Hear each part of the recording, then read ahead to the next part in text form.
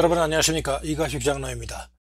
자, 초신자들을 위한 영적 눈뜨기 세미나, 오늘이 세션 넘버 1입니다.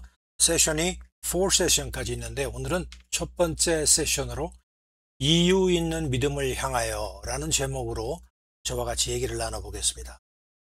자, 처음으로 여러분들이 이제 세션을 진행함에 있어 여러분들이 알아두실 것은, 우선 그 영적 눈뜨기 세미나의 목적이 무엇인가에 대해서 여러분들이 좀 아셔야 되겠습니다. 그래서 그 목적에 대해서 얘기를 해보겠는데, 간단히 이제 비교를 해보자면, 우리가 회사에 취직해서 첫 출근을 하게 되면은 그 HR팀, 그러니까 인사팀이죠. 인사과죠. 인사과에서 그 회사에 대한 오리엔테이션을 하게 됩니다. 오리엔테이션 여러분들 아시죠? 우리 회사가 어떤 회사고, 당신이 할 프로젝트 일 부서가 어떤 목적을 가지고 기능을 가지고 있는가 뭐 등등에 대해서 이제 오리엔테이션 하는 건데요. 우선 이해하기 쉽게 회사 오리엔테이션과 그 신앙 오리엔테이션, 우리가 지금 하고 있는 신앙 오리엔테이션의 정의를 한번 비교를 해봤으면 좋겠습니다. 자, 회사 오리엔테이션의 정의는요, 회사 오리엔테이션의 주된 목적은 그 신규 입사자가 회사 문화에 빠르게 적응하고 조직의 가치와 목표를 이해하며 자신의 역할과 책임을 명확히 인지하여서 성공적인 직장 생활을 시작할 수 있도록 돕는 것입니다. 여기서 키워드는 성공적인 직장 생활입니다. 자, 그러면 신앙 오리엔테이션의 정의를 한번 내볼까요? 자, 신앙 오리엔테이션의 주된 목적은 새로운 성도가 영적 지체라는 것은 교회, 또 교회에 부속된 여러 가지 활동단체를 얘기할 수 있겠죠. 자, 그런 영적 지체에 빠르게 적응하고 교회의 본질과 목표를 이해하며 자신의 부름과 섬김을 명확히 인지하여 건강한 신앙생활을 시작할 수 있도록 돕는 것입니다. 여기서 키워드는 건강한 신앙생활이 되겠습니다. 자, 그래서 이제 목적을 알았는데, 그러면은 이 세미나를 통해서 제가 여러분들이 알게 되시기를 바라는 것은 무엇일까? 나의 크리스찬 믿음은 맹목적인가? 아니면 사실과 증거를 동반한 합리적인 믿음인가? 이 두 가지를 우리가 한번 생각해 볼 수 있겠습니다. 물론 당연하게 여러분들이 맹목적인 믿음을 가지시기를 저도 원치 않지만 여러분도 원치 않겠죠. 사실과 증거를 동반한 합리적인 믿음, 내가 믿음이 있더라도 합리적인 믿음인가에 대해서 한번 이 생각을 해봐야 되겠습니다. 자, 그래서 우리가 보통 이제 교회에 와서 신앙생활을 하면은 처음에 이제 여러 가지 의문들이 많죠.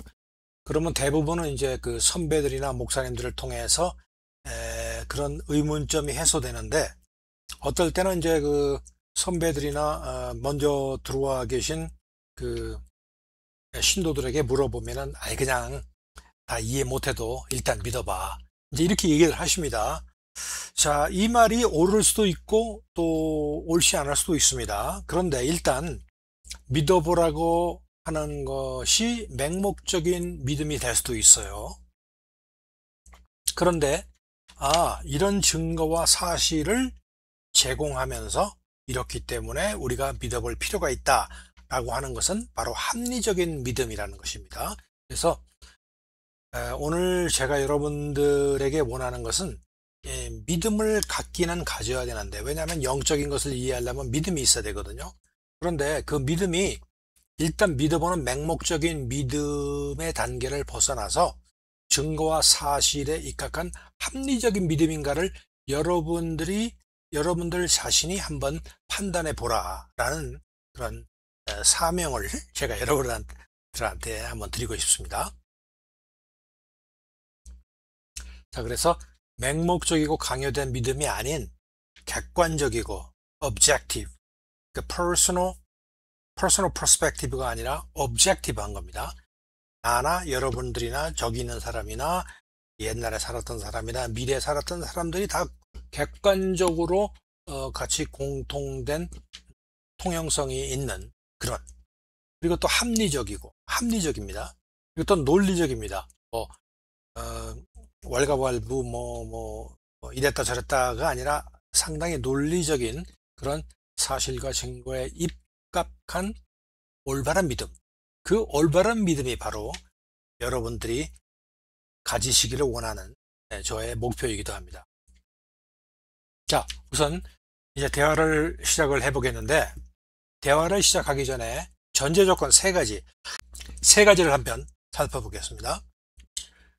첫째는 내가 보고 만지고 하는 것만이 모든 것이 아니다. 자, 보고 만지는 것이 뭘까요? 보고 만지는 것은 결국 과학적으로, 그렇죠? 과학적으로 믿는 것을 보고 만져서 믿는 것이다. 이렇게 얘기할 수가 있겠습니다. 그런데 내가 보고 만지는 것만이 모든 것이 아니다라는 것을 여러분들이 이제 이해를 하시고 아셔야 됩니다. 자, 여러분들 여기 보면 개미와 나무가지가 보입니다. 자, 그래서 개미와 나무가지의 이야기를 제가 잠깐 알려드려야 되겠습니다. 개미가 산속에 떼를 지어서 이제 길을 가고 있습니다. 가고 있는데 한참 가다 보니까 요만한 조그만한 물줄기가 흘러가지고 그 앞을 가로막고 있어요. 인간들이 보기에는 물줄기가 그거 뭐 하찮죠? 뭐 발로 건너뛸 수도 있고 그게 중요한 게 아닌데 개미들이 볼 때는 그것이 뭐 요단강이나 또 뭐 큰 뭐 바다 같은 그런 느낌이 들 수도 있습니다. 자, 그래서 개미들이 모여서 자, 이거 어떻게 하면 좋으냐? 우리가 건너가야 되는데 옆으로 가자니 또 어디까지 올라가고 내려가서 또 돌아갈지도 모르는데 진퇴양난입니다. 자, 근데 갑자기 내가 그것을 보고 있던 내가 인간이죠. 인간이 곁에 있던 나뭇가지를 들어가지고 그 물줄기 위에다가 이렇게 가로질러 놓았습니다. 길이 생긴 거죠. 그러니까 개미가 길이 생겼구나 하고 알고서 이제 건너갔다는 얘기입니다. 그런데 우리가 이제 개미라고 한번 생각을 해 보십시다. 자, 개미에게는 큰 강에 도로가 생겼다는 것은 이거는 기적입니다. 그렇죠?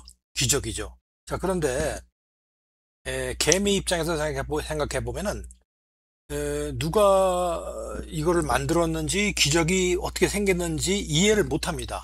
그러나 내가 이해를 못한다, 개미가 이해를 못한다고 해서 그 도로, 즉 말하자면 나뭇가지가 생긴 것을 부인할 수는 없어요. 그게 사실이니까. 그렇죠?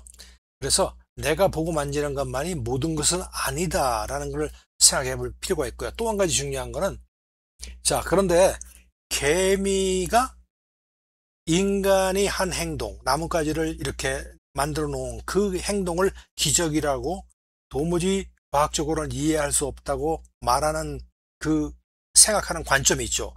근데 그 관점은 개미도 피조물이고 인간도 피조물입니다. 같은 피조물끼리도 그런 이해하는데 차이가 엄청 나 있는 것입니다. 만들어진 피조물까지 그 피조물 사이에서도 이렇게 큰 그 생각과 지식의 한계가 있는데 개미나 인간을 만드는 창조주, 조물주와 우리 피조물과의 사이의 간격은 얼마나 많겠느냐라는 것을 여러분들이 한번 생각해 보시고 결론적으로 우리의 생각과 지식의 한계를 솔직하게 인정을 해야 됩니다. 내가 아는 것만이 다가 아니고 내가 이해할 수 있고 내가 만져서 보고 만지는 것만이 사실이라는 그것 이외에도 얼마나 많은 사실들이 있다는 얘기입니다. 그래서 여러분들 이거 한 가지를 먼저 여러분들이 인정하셔야 됩니다. 그 다음에 두 번째로 내가 아는 우주의 원리와는 다른 예외, exception이 있다. 이게 무슨 말일까요? 우리가 세상을 살다 보면 세상의 원리가 있습니다. 또 좀 더 벗어나면은 천체 우주의 원리가 있죠. 여러 가지 원리가 있는데 그 원리가 과학적이고 그 원리가 우리가 절대적인 것을 우리가 믿고 있는데요. 그 우주라는 도메인을 벗어난 세상이 있을 수도 있다. 그리고 그 우주를 벗어난 세상의 도메인을 다스리는 또 그 법칙과 법이 원칙과 원리가 또 있을 수 있다라는 것을 여러분들 이해를 하셔야 됩니다. 자, 그래서 이제 여기서 이제 예를 또 한 가지 제가 들을 텐데, 어떤 소년과 어떤 버스탑인데요. 한국의 이제 어느 그 종로거리에 종로거리라고 예를 들겠습니다. 이제 구두방을 하는 아저씨가 있었습니다. 할아버지가 있었어요. 그래서 이제 길가에다가 이만한 부스를 만들어 놓고서 거기서 이제 구두를 수선하고 계신데, 아까 이렇게 보니까 저쪽 그 건너편에 어떤 꼬마 하나가 버스를 타려고 기다리고 있는 거예요.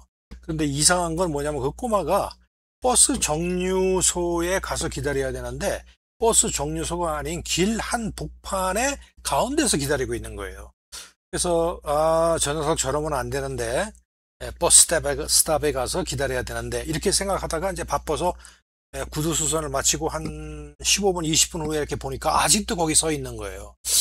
그래서 이제 얘기를 좀 해줘야 되겠구나 하고서 좀 다가가지고 그 꼬마한테 손을 흔들면서, 야 꼬마야, 버스를 타려면 네가 저쪽으로 가든지 이쪽으로 가든지 해서 버스가 쓰는 데서 네가 기다려야지만 버스가 쓴단다, 이렇게 얘기를 해줬어요.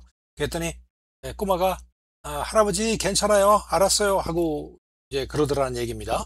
그래서 저 녀석 고집이 세구나, 이제 고집이 세니까 한번 당해봐야지 그렇게 생각하고 있는데, 갑자기 버스가 그 소년 앞에 끽 하고 서더랍니다. 그래서 할아버지가 가만히 보니까 너무나 이상해서, 버스가 쓸 때가 아니거든요. 그런데 버스 문이 열리면서 그 소년이 들어가는 거예요. 그러면서 소년이 버스에 올라가서 차창 밖으로 손을 흔들면서 할아버지한테 하는 말이, 할아버지 이 버스 운전사가 저희 아빠예요, 이러더라는 겁니다. 자, 그래서 원칙이라는 게 있잖아요. 버스가 여기저기 쓴다는 원칙이 있잖아요. 그러나 우리가 세상을 살다 보면은 버스가 반드시 버스 스탑, 버스 디포에만 쓴다는 법은 없습니다. 그렇죠? 지금과 같은 경우에 정말 뭐 우연한 그런 하나 예겠지만은 자기 아들을 태우기 위해서 버스가 가운데 설 수도 있고, 뭐 특별한 거죠. 그죠? 법적이냐 법적이 아닌 거냐 따지기 전에 그럴 수가 있다는 겁니다. 마찬가지로 우리가 세상을 살 때에 세상의 법칙에 우리가 너무나 유스트 됐죠. 그러나 세상을 살아가면서도 세상의 법칙과 다른 법칙이 존재할 수 있다라는 것을 여러분들께서는 이해를 하셔야 됩니다. 자, 그래서 여기의 결론은, 영적 세계에는 영적인 원리가 있음을 인정해야 됩니다. 우리가 사는 이 인생사, 피지컬 월드에는 피지컬 월드에 해당되는 여러 가지 법칙이 있죠. 그러나 아까 처음에서 말씀드렸듯이 우리가 생각과 우리의 지식의 한계를 넘어선 세상에 있을 수 있는데, 그 세상에는 우리가 이해할 수 없는 영적인 원리가 있을 수도 있다라는 것을 여러분들이 일단은 인정을 하셔야 됩니다. 세 번째, 자, 나만의 시각, perspective, 나만의 perspective를 버려라. 자, 여기 호랑이가 있고 여기 뭐 시골 총각이 있네요. 그래서 호랑이와 총각 이야기를 잠깐 말씀드리자면은, 시골에 아주 뭐 깊숙한 시골에 총각들이 모여가지고 이제 일을 합니다. 밭에 일을 갈고 논일도 하고 밭일도 하고 산에 올라가서 나무도 캐기도 하는데, 이 친구들은 너무 싫은 거예요. 너무나 시골의 일이 싫은 거예요. 저기 한양에 가서 좀 이렇게 구경도 하고 세상 문물도 보고 싶은데 그럴 수가 없습니다. 벌어 먹어야 되니까. 자, 그래서 그날도 이제 이 총각들이 모여가지고 이런 얘기 저런 얘기 하면서 뭐 땀을 뻘뻘 흘리면서 밭을 갈고 있는데, 그 중에 갑돌이라는 총각이 난 이렇게 못해 하면서 거기를 빠져나와가지고 산으로 혼자 올라갔습니다. 자, 그래서 산으로 올라가다 보니까 여기저기 이제 올라가다 보니까 그늘진 곳이 있는데 거기서 누워서 잠이나 좀 자야지 하고서 올라가는데 보니까 그 나무 밑으로 칡 넝쿨이 이만한 게 보이는 거예요. 그래서 아이고 이게 웬일이냐, 내가 칡이나 먹으면서 내가 잠 좀 자야 되겠구나 하고서 그 칡넝쿨을 잡아당겼는데, 그 칡넝쿨이 아니라 호랑이 꼬리였어요. 그러니까 호랑이가 하니까 이 총각이 겁이 나가지고 나무 위로 올라갔습니다. 자, 나무 위로 올라가서 가지를 잡고 있는데 밑에서는 호랑이가 점프를 하면서 이 총각을 물라고 그러지 힘은 빠져가지 정신이 없습니다. 그런데 너무나 힘이 빠져가지고 어떻게 할 수 없어가지고 이 두 손을 놓았는데 이 총각이 떨어진 것이 공교롭게도 호랑이 등 위에 떨어진 거예요. 자, 떨어지니까 호랑이가 더욱 놀라가서 막 벌쩍 뛰니까 이 총각에 떨어지지 않으려고 호랑이를 뒤에서 목을 이렇게 감싼 거예요. 그러니까 호랑이가 막 놀라가지고 벌쩍벌쩍 뛰면서 산으로 이제 내려가기 시작했습니다. 자, 그런데 산으로 내려가서 그 총각들이 모여서 일하고 있는 곳을 지나갑니다. 그런데 총각들이 보니까 산에 올라갔던 갑돌이가 호랑이를 타고서 어디로 가는 거예요. 그렇게 보이지 않습니까? 그런데 갑돌이가 총각들을 보고서 살려달라고 막 손을 이렇게 막 흔듭니다. 그런데 총각들이 보기에는 그것이 장난하는 줄 이렇게 보인 거예요. 그러니까 총각이 뭐라고 그랬는가 하니 거기는 총각 중에 하나가 누구는 땀 뻘뻘 흘리면서 이 대낮에 땡볕에 이렇게 노동을 하고 있는데 누구는 호랑이 타고 마실 가네 그러더랍니다. 자, 그래서 어떤 시츄에이션을 당한 사람과 그것을 바라보는 사람이 똑같은 시각일 수는 없어요. 그러나 어떠한 문제를 합리적으로 논리적으로 바라보기 위해서는 보는 시각이 우리가 같아야 된다. 즉 나의 편견적인 시각을 버리고 합리적인 objective한 시각을 갖춰야 된다. 그 얘기를 하는 겁니다. 그래서 결론적으로 얘기하자면은 나의 편견, 제가 마음속에 있는 편견이죠. 그 편견을 버리고 마음에 이제 드디어 문을 열어야 됩니다. 마음의 문을 열어서 제가 지금부터 말씀드리는 것을 여러분들이 생각해 보시고 이것이 옳다 그르다를 통해서 이런 시각도 있구나. 그러면 이 시각을 한번 내가 집중적으로 한번 생각해 보고 연구를 해서 나만의 결론을 내려야 되겠다. 이런 마음을 여러분들이 가지셔야 되는 겁니다. 자, 그래서 오늘 세 가지 전제 조건, 지금부터 얘기하기 전에 세 가지 전제 조건을 말씀을 드렸는데 요약을 제가 말씀을 드리자면은 첫째, 나의 지식의 한계를 인정해야 됩니다. 그렇죠? 두 번째, 영적인 원리가 있음에 동의를 해야 됩니다. 우리가 보이지는 않습니다. 내가 손으로 만지고 보지는 못하지만 어떤 다른 영적인 세계가 있을 수도 있다 라는 것에 여러분들이 마음속에 동의를 하셔야 되고, 그 다음에 진리를 향한 마음의 문을 열어야 됩니다. 이런 얘기들을 우리가 얘기 나눠볼 때 마음이 닫혀 있고 나만의 편견으로 꽉 차 있고 아니야, 나는 믿을 수 없어, 내가 손으로 만지고 눈으로 보고 그러기 전에 난 믿을 수 없어, 이러한 어떤 편협적인 마음의 문을 닫고 있으면은 내가 합리적인 결론에 도달하는데 굉장히 방해가 되는 것이죠. 그러니까 여러분들 마음의 문을 활짝 열고 지식의 한계를 인정하고 영적인 원리가 있음을 우리가 동의하고 나가자는 얘기입니다. 자, 그러면 이제 제가 여러분들한테 시작하는 그 질문을 한 가지 먼저 드리겠습니다. 자, 여러분들의 집은 지금 자기 집을 한번 생각해 보세요. 여러분들의 집은 지금 안전하게 잘 있다고 생각하세요? 안전하게 있다고 잘 있다고 생각하면 왜 그렇게 생각하세요? 이 말은 뭐냐면 지금 집이 예를 들어서 불이 났다거나 도둑이 들어왔다거나 어떤 번개 우박이 쏟아져서 데미지가 일어났다거나 그렇게 할 수 있는 가능성이 있지 않을까. 그런데 여러분들이 생각할 때는 여러분들의 집이 지금 안전하다고 생각하세요? 라는 질문입니다.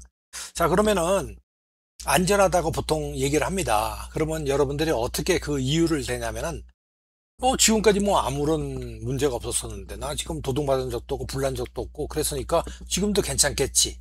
그렇죠? 그렇게 얘기합니다. 또는 나는 동네가 험한 동네가 아니고 좋은 동네니까 아무 문제 없을 거예요. 그 다음에 내가 며칠 전에 그 시큐리티 시스템 설치하고 거기에 카메라까지 있고 얼랑까지 있고 스피커까지 있고 그러니까 또 누가 오면은 내가 볼 수 있으니까 안전할 겁니다. 그 다음에 또 어떤 분들은 하나님이 지켜주시니까 안전할 거예요. 이렇게 믿고 있습니다. 자, 이게 뭡니까? 지금까지 아무 문제가 없었으니까 지금도 괜찮을 거다 하는 거는 믿음입니다. 그렇죠? 좋은 동네니까 안전할 거다 하는 것도 믿음이에요. 시큐리티 시스템까지 잘 설치해 놓았으니까 괜찮을 거다 하는 것도 믿음입니다. 하나님이 지켜주시겠죠 하는 것도 믿음입니다. 여러분들 어떻게 생각하십니까? 그렇죠? 자, 두 번째 질문을 드립니다. 자, 왼쪽에 보이는 게 이제 세종대왕님 같고 오른쪽에 히틀러 같은데, 세종대왕과 히틀러가 여러분들 실존 인물이라고 믿으세요? 믿으시죠? 왜 그렇게 생각하세요? 왜 세종대왕과 히틀러가 실존 인물이라고 믿으세요? 여러분들 세종대왕이 태어나는 거 봤습니까? 히틀러가 태어나는 거 봤습니까?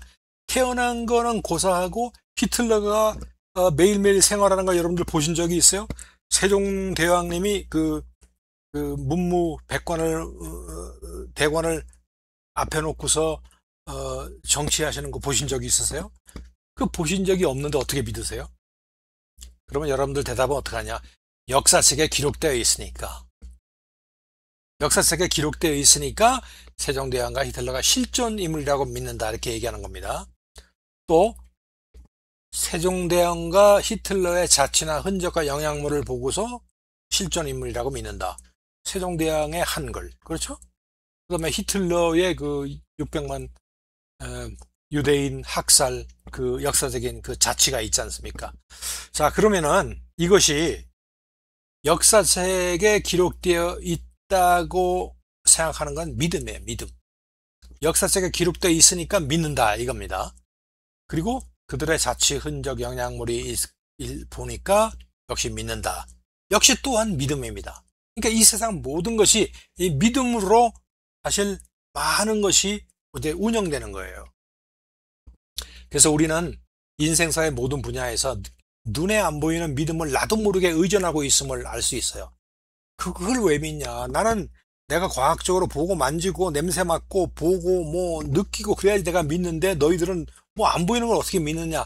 그렇게 얘기하지만은 그런 사람조차도 남들이 알 수 없는 그 어떤 믿음에 의해서 모든 것을 의존하고 있다는 것을 여러분들 알 수 있는 것입니다. 자, 그런데 크리스천이 믿는 믿음의 근원과 세상 사람들이 믿는 믿음의 근원은 물론 다릅니다. 자, 세상 사람들이 믿는 믿음의 근원은요, 세상의 경험, 지식, 느낌으로부터 오는 믿음이에요. 내 집이 30년간 이상이 없었다는 그런 경험, 그렇죠? 그리고 이렇게 해서 이렇게 했고 이렇게 했고 저렇게 하니까 되더라고 하는 그런 지식, 그리고 내 느낌이 그런데 라고 오는 그런 세상적인 것에서 오는 믿음을 가지고 세상 사람들은 그 믿음의 근원을 찾고 있습니다. 그러나 크리스찬들은 여러분들 잘 아시죠? 하느님, 스페시픽하게 말씀드리자면 성령님, 성령, 성경의 말씀으로부터 오는 그 믿음을 가지고 그 믿음이 우리 크리스찬들의 믿음의 근원이 되는 것입니다. 자, 그러면은 우리는 어떤 사실을 내 눈으로 실제로 봐서 믿는 것보다 다른 근거라면 역사적인, 문서적인, 전통적인 사실을 기반으로 믿는 그러한 사실들이 훨씬 많다라는 것을 여러분들은 인정을 하셔야 됩니다. 조금 전에 제가 말씀드린 것처럼, 그렇죠? 1 더하기 2 더하기 3 더하기 3은 6이다. 또 그 밖에 뭐 여러 가지 뭐 이수신 장군이 실존 인물이다.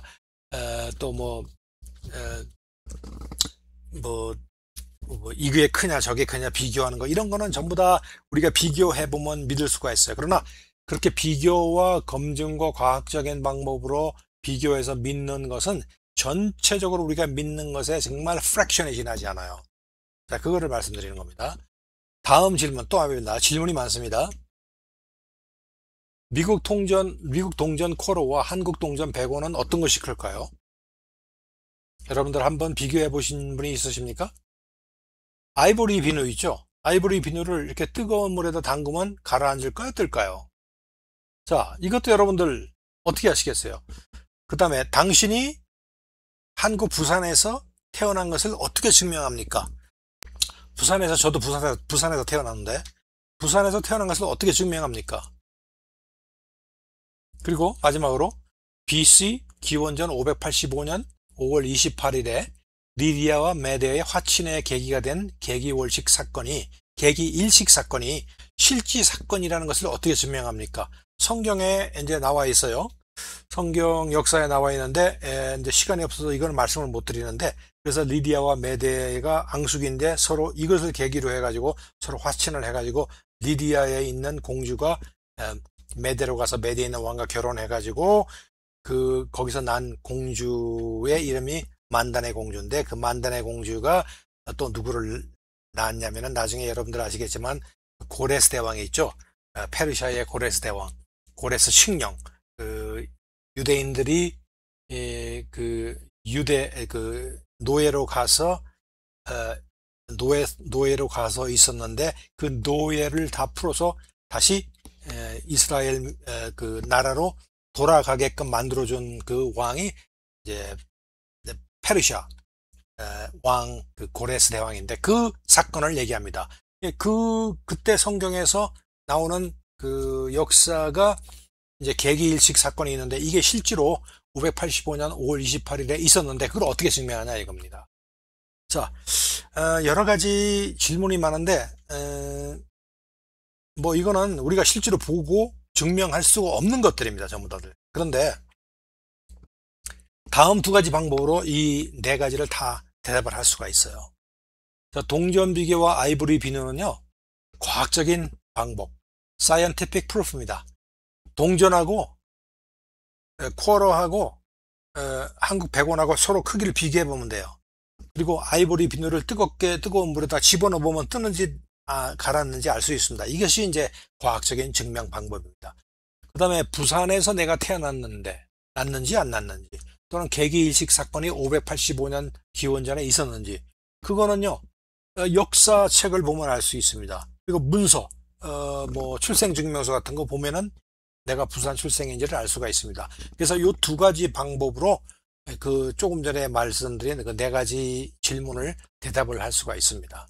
그런데 우리는 이 두 방법 중에 리거 히스토리카 방법을 더 많이 사용하고 있어요. 이 두 가지 동전 비교와 아이보리 비누 증명하는 것보다는 내가 부산에서 태어났는지 서울에서 태어났는지, 또는 과거에 뭐 계기월식이 있었는지, 또 뭐 어떤 대통령이 암살당했는지 하는 거는 역사 historical proof를 통해서 우리가 증명을 할 수가 있습니다. 그래서 이 두 가지 방법 중에서는 legal historical 방법을 우리는 암암리에 더 많이 사용하고 있다라는 걸 여러분들 알아두시면 되겠습니다. 그러면은 과학적, 문서적, 역사적인 방법으로도 증명할 수 없는 영역은 어떡하죠? 제가 한 가지 질문 드립니다. 빨간색은 어떤 냄새인가요? 여러분 한번 대답해 보세요. 빨간색은 어떤 냄새입니까? 자, 거기에 대해서 얘기하기 전에 세컨드 질문입니다. 사랑은 몇 센치인가요? 자, 여러분들 이거 대답하실 수 있습니까? 빨간색은 어떤 냄새인가요? 사랑은 몇 센치인가요? 자, 이걸 한번 살펴보겠습니다. 이 질문들의 문제점이 뭘까요? 자, 질문의 카테고리가 맞지가 않아요. 질문의 카테고리가 맞지 않아요. 즉, 카테고리에 맞는 기준으로 질문을 하든지 접근을 해야 됩니다. 자, 그러면 빨강색은 어떤 냄새인가요? 라는 질문은, 빨강은 시각적인 카테고리고 냄새는 후각적인 카테고리예요. 서로가 카테고리가 다르기 때문에 질문과 거기에 대한 대답에 대한 접근이 어려워요. 그러면 사랑은 몇 센치인가요? 할 때 사랑은 추상적입니다. 센티는 과학적입니다. 추상적인 질문에 과학적으로 대답할 수 없고, 과학적인 질문에 추상적으로 대답할 수가 없어요. 서로 다른 카테고리입니다. 그러면은 이거는 어떻게 질문을 했어야 되냐면은, 빨강색은 어떤 빛깔인가요? 하면은 빨강도 시각적이고 빛깔도 시각적이기 때문에 서로 질문할 수 있고 대답할 수 있고 접근할 수 있다는 겁니다.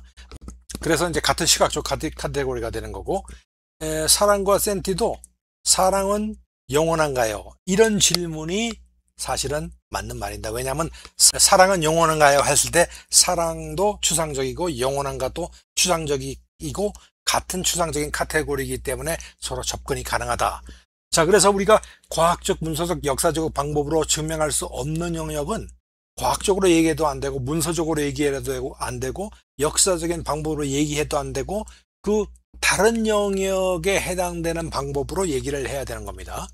자, 그래서 이제 우리가 영적인 영역에 대해서는 얘기를 하는데, 이 영적인 영역에 대한 대답은 영적인 카테고리 시각 안에서 이루어집니다.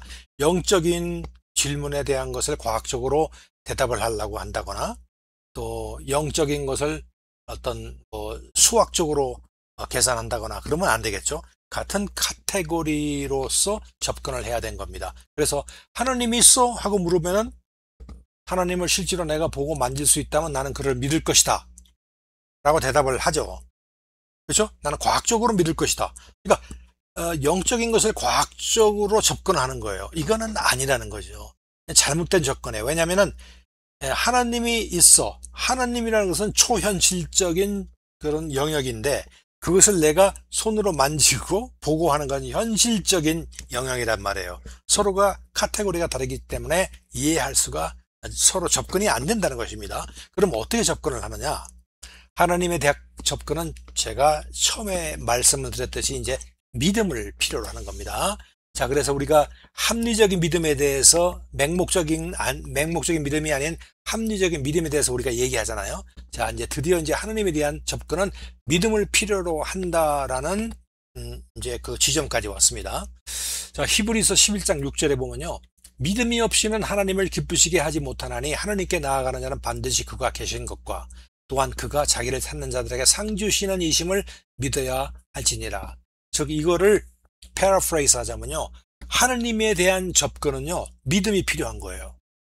그리고 하느님에 대한 접근을 믿음을 통해서 하는데 그 믿음이 없다면은 역설적으로 하느님이 계신 것에 대해 가지고 내가 뚜렷한 대답을 찾기가 어렵다라는 것입니다. 즉 믿음이 있어야지만 하느님의 존재에 대해 가지고 우리가 이해가 할 수가 있고 또 하느님을 계신 것을 우리가 마음속으로 확증을 할 수 있다. 이제 그렇게 생각하시면 되겠습니다. 그래서 영적인 카테고리에 대한 영역에 대한 접근은 믿음을 필요로 한다라는 것을 여러분들께서 알아두셔야 됩니다. 그래서 하나님을 알기 위해서는 필수 조건의 믿음을 가져야 영적 존재이신 하나님을 알 수 있다는 결론이 된다라는 결론을 여러분들이 생각을 하시고 여러분들이 이것을 반드시 믿을 필요는 없어요. 그러나 우리가 지금 서로 얘기하는 상황에 있으니까 그런 필수적인 조건 믿음을 한번 가져보자. 이 믿음이 뭔가 한번 나도 믿음이 뭔가를 알아보자라는 것에 대한 나의 마음을 열고 이제 합리적으로 나가보자라는 그런 결론이 되는 것입니다. 자, 이제 한 분은 이제 합리적인 시각으로 이제 진리를 한번 탐구해 보겠습니다. 자, 질문입니다. 질문이 굉장히 많은데요. 여러분이 어느 날 잠에서 깨어보니까 많은 사람들 틈에서 어깨에는 뭔가를 메고 수많은 사람들과 함께 어디는지 나도 모르는데 막 이렇게 움직이고 있는 것을 내가 알게 되었을 때 여러분은 맨 처음 어떤 질문을 하시겠어요? 아니 저 사람 짐은 왜 내 것보다 가벼워? 아니 저 사람은 왜 마차를 타고 가고 나는 왜 걸어가고 있어? 이렇게 대답을 질문을 하실 겁니까? 아니면 아니 내가 여기 어떻게 된 거야? 내가 왜 여기 왜 있지? 아니 지금 내가 저 사람을 따라서 어디로 가는 거야 도대체? 그리고 내가 여기서 지금 뭐 어떻게 해야 되나? 내가 마차를 또 빌려서 타야 되나? 내가 혼자 걸어가야 되나? 아니면 돌아가야 되나? 어떻게 해야 되나? Why, where, how 라는 질문을 먼저 할 것인가? 어느 것을 해야지만은 굉장히 합리적일까요, 여러분들? 결과적으로 저 사람 짐은 왜 가벼워 보이지 않은 건 인생의 로드. 저 사람은 왜 이렇게 쉽게 사는데, 예? 이렇게 돈도 많고, 뭐도 많고, 그런데 나는 이런 식으로 어렵게 인생을 살까라는 질문과 똑같습니다. 그리고 저 사람은 마차를 타고 가는데 나는 왜 걸어가지 하는 거는 팔자타령 하는 거예요. 저 사람은 정말 누구 잘 만나가지고 마차를 타고 가는데 나는 걸어서 터벅터벅 걸어가고 있네. 이런 인생에 대한 것도 팔자타령을 하는 거예요. 그거를 하실 겁니까? 아니면은 나의 존재, 내가 왜 여기 있는가? 나 지금 어디로 가고 있는가? 나의 내세, 내가 죽으면 어디로 가는 건가?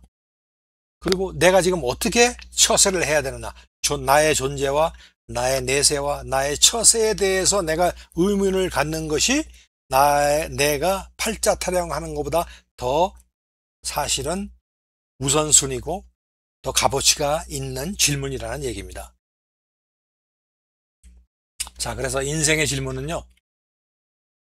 Why am I here? 내가 여기 왜 있는가? 내가 지구에 왜 태어났는가? 여기 왜 태어났는가?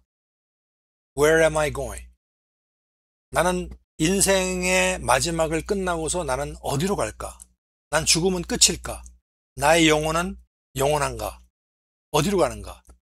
천국이 있는가? 지옥이 있는가? 그 다음에 How should I live? 내가 이 세상을 사는데 어떻게 살아야 되는가? 내가 이 세상을 사는 목적이 무엇인가? 하는 이런 것이야말로 중요한 인생의 질문이다라는 것입니다. 자, 이제 하나님에 대해서 잠깐 얘기를 해보겠습니다. 이제 하나님에 대해서 하나님의 역사와 하나님의 그 운영 방식과 여러 가지는 이제 세션 뭐 2, 3, 4에서 여러분들 자세하게 배우니까 일단 잠깐 하나님에 대해서 얘기를 해보겠습니다. 하나님의 존재에 관한 질문입니다. 자, 방이 1000개나 되는 1000개나 되는 어느 호텔에 마이클 조던, 여러분들 농구 선수 아시죠? 은퇴했지만 마이클 조던이 투숙했다는 정보가 들어왔습니다. 그렇다면 마이클 조던이 그 호텔에 있다고 증명하는 것이 쉬울까요? 아니면 없다고 증명하는 것이 쉬울까요? 무슨 말인지 아시겠죠? 방이 1000개나 되는데 마이클 조던의 1000개 중에 하나에 들어있단 말이에요. 그러면 마이클 조던이 그 호텔에 있다는 것을 증명하는 게 쉽겠어요? 없다고 증명하는 게 쉽겠어요? 논리적으로 생각해 보는 겁니다. 자, 보세요. 마이클 조던이 있는 것을 증명하려면 첫 방부터 열어봅니다. 열어보고 첫 번째 방에서 없으면 닫고, 두 번째 방 열어보고 없으면 닫고, 그래서 n번째 방, 뭐 100번째 방이라고 생각해 봅시다. 100번째 방에서 문을 열어가지고 마이클 조던이 거기 있었습니다. 그러면 나의 search, 방문을 열고 있나 없나를 확인해보는 search 작업은 거기서 끝납니까? 아니면은 끝까지 가야 됩니까? 이거는 바보가 아니라면 대답할 수 있겠죠. 마이클 조던이 발견되었으니까 거기서 끝나는 겁니다. 그쵸? 자, 그런데 마이클 조던이 없다는 것을 증명하려면은 100번째 방에 열어서 없는데 거기서 끝납니까? 아니죠. 250번째 문을 열어서 없어도 끝납니까? 아닙니다. 끝까지 가서 1000번째 방의 문을 열고 그때도 마이클 조던이 없으면은 결론을 마이클 조던이 없다라고 낼 수가 있습니다. 그러나 1000번째 문을 열기 전에는 여러분들이 그 서치를 중지할 수가 없다는 얘기가 나옵니다. 여러분들 합리적으로 논리적으로 이해하시죠? 같은 논리로 생각해 볼 때 약간 유머러스하게 지금 얘기를 하는 거지만은 하나님이 있다고 결론 짓는 것이 쉽겠습니까? 하나님이 없다고 결론 짓는 것이 쉽겠습니까? 이것도 마찬가지입니다, 여러분. 하나님이 내가 이러한 저런 방법, 이제 좀 이따 얘기를 하겠지만은 방법으로 하나님을 찾아서 내 나름대로 하나님을 찾았지 않습니까? 그러면 거기서 하나님에 대한 서치는 끝나는 거예요. 그러나 하나님이 없다고 말하시는 분은 그렇게 쉽게 결론을 낼 수가 없는 것이 하나님이 당신이 지금까지 찾은 곳에서 하나님이 없을 수도 있었어요. 딴 시각에, 딴 방법으로 그런 딴 계기로 하나님께 나타날 건데 아직 거기에 안 갔을 수도 있단 말이에요. 그래서 하나님이 없다고 결론을 내려면 그렇게 쉽사리 결론을 낼 수가 없다라고 논리적으로 한번 우리가 생각을 해 보았습니다. 그렇죠? 자, 조물주 하나님의 존재에 대해서 한번 얘기해 볼까요? 여러분들 보세요. 원인이 없는 결과는 없고, 잘 한번 생각해 보세요. 원인이 없는 결과는 없고 결과 없는 원인은 없다. 자, 그러니까 원인 없는 결과는 없고 결과 없는 원인은 없습니다. 자, 이게 무슨 말인 거 아니에요? 어떤 결과가 있었을 때 그 결과가 있으려면은 그 결과를 낳게 하는 어떤 원인이 있다는 겁니다. 그렇죠? 여러분들 인정하시죠? 그러면은 어떤 원인이 있으면요, 그 원인이 거기서 죽는 것이 아니라 그 원인이 반드시 결과를 낳습니다. 라는 얘기입니다. 그렇죠? 굉장히 논리적이고 과학적이기도 하고, 그렇죠? 자, 이거를 가지고 우리가 한번 생각을 해봐야 되겠습니다. 우주의 시작을 한번 생각해 볼게요. 우주의 시작이 뭐죠? 우리는 창조론을 믿는 우리 크리스찬들은 우주의 시작은 당연히 하나님 아버님이시죠. 하나님이시죠. 자, 그런데 과학자들은 우주의 시작을 무언가는 생각해야 되는데 그것을 이 사람들은 자기네들이 본 적도 만진 적도 냄새 맡은 적도 또 가까이 있어 본 적도 증명한 적도 없는 빅뱅으로 시작을 하게 되어 있습니다. 자, 그런데 우주가 저절로 시작되었을 리는 없잖아요. 그죠? 아까 저게 원인 없는 결과는 없다고 그랬잖아요. 분명히 뭔가 원인이 있었을 텐데 그러면 무엇이 우주의 시작의 원인이 되었냐라는 질문입니다. 여러분들 어떻게 생각하세요? 무엇이 우주의 시작의 원인이 되었을까요? 지금 우리가 얘기하는 거는 우리 크리스찬이 믿는 그 창조론에서 잠시 벗어나서 지금 소위 과학이라고 하는 그 빅뱅에 대해서 한번 얘기를 하고 있는 겁니다. 빅뱅이 1g이라는 초 정밀 아주 고밀도의 뭐 몇십억 몇백억 되는 그런 킬로그램 톤이나 되는 그 밀도가 갑자기 뻥 터져가지고 이제 그 터짐으로써 우주가 팽창해가지고 지구도 됐고 태양도 됐고 이렇다는 얘기입니다. 자, 그러면은 그 조그만한 조그만한 닷이라고 그럴까? 조그만한 것이 빅뱅 어떻게 뻥 하고 터지게 되었나? 그 원인이 무엇이냐? 그것을 과학자도 어떻게 대답을 할 수가 없어요. 그래서 누가 아니면 혹은 누구 어떤 분이 first cause 그 원인이 되었을까? 자, 여러분들 한번 비교해 보겠습니다.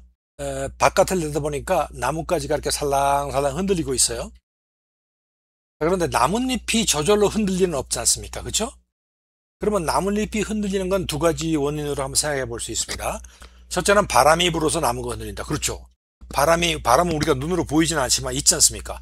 바람이 불어서 흔들리는 경우가 있고 또 하나는 밑에서 사람이 나무를 흔드는 경우가 있을 수가 있습니다. 이제 두 가지만 예를 들어보는 겁니다.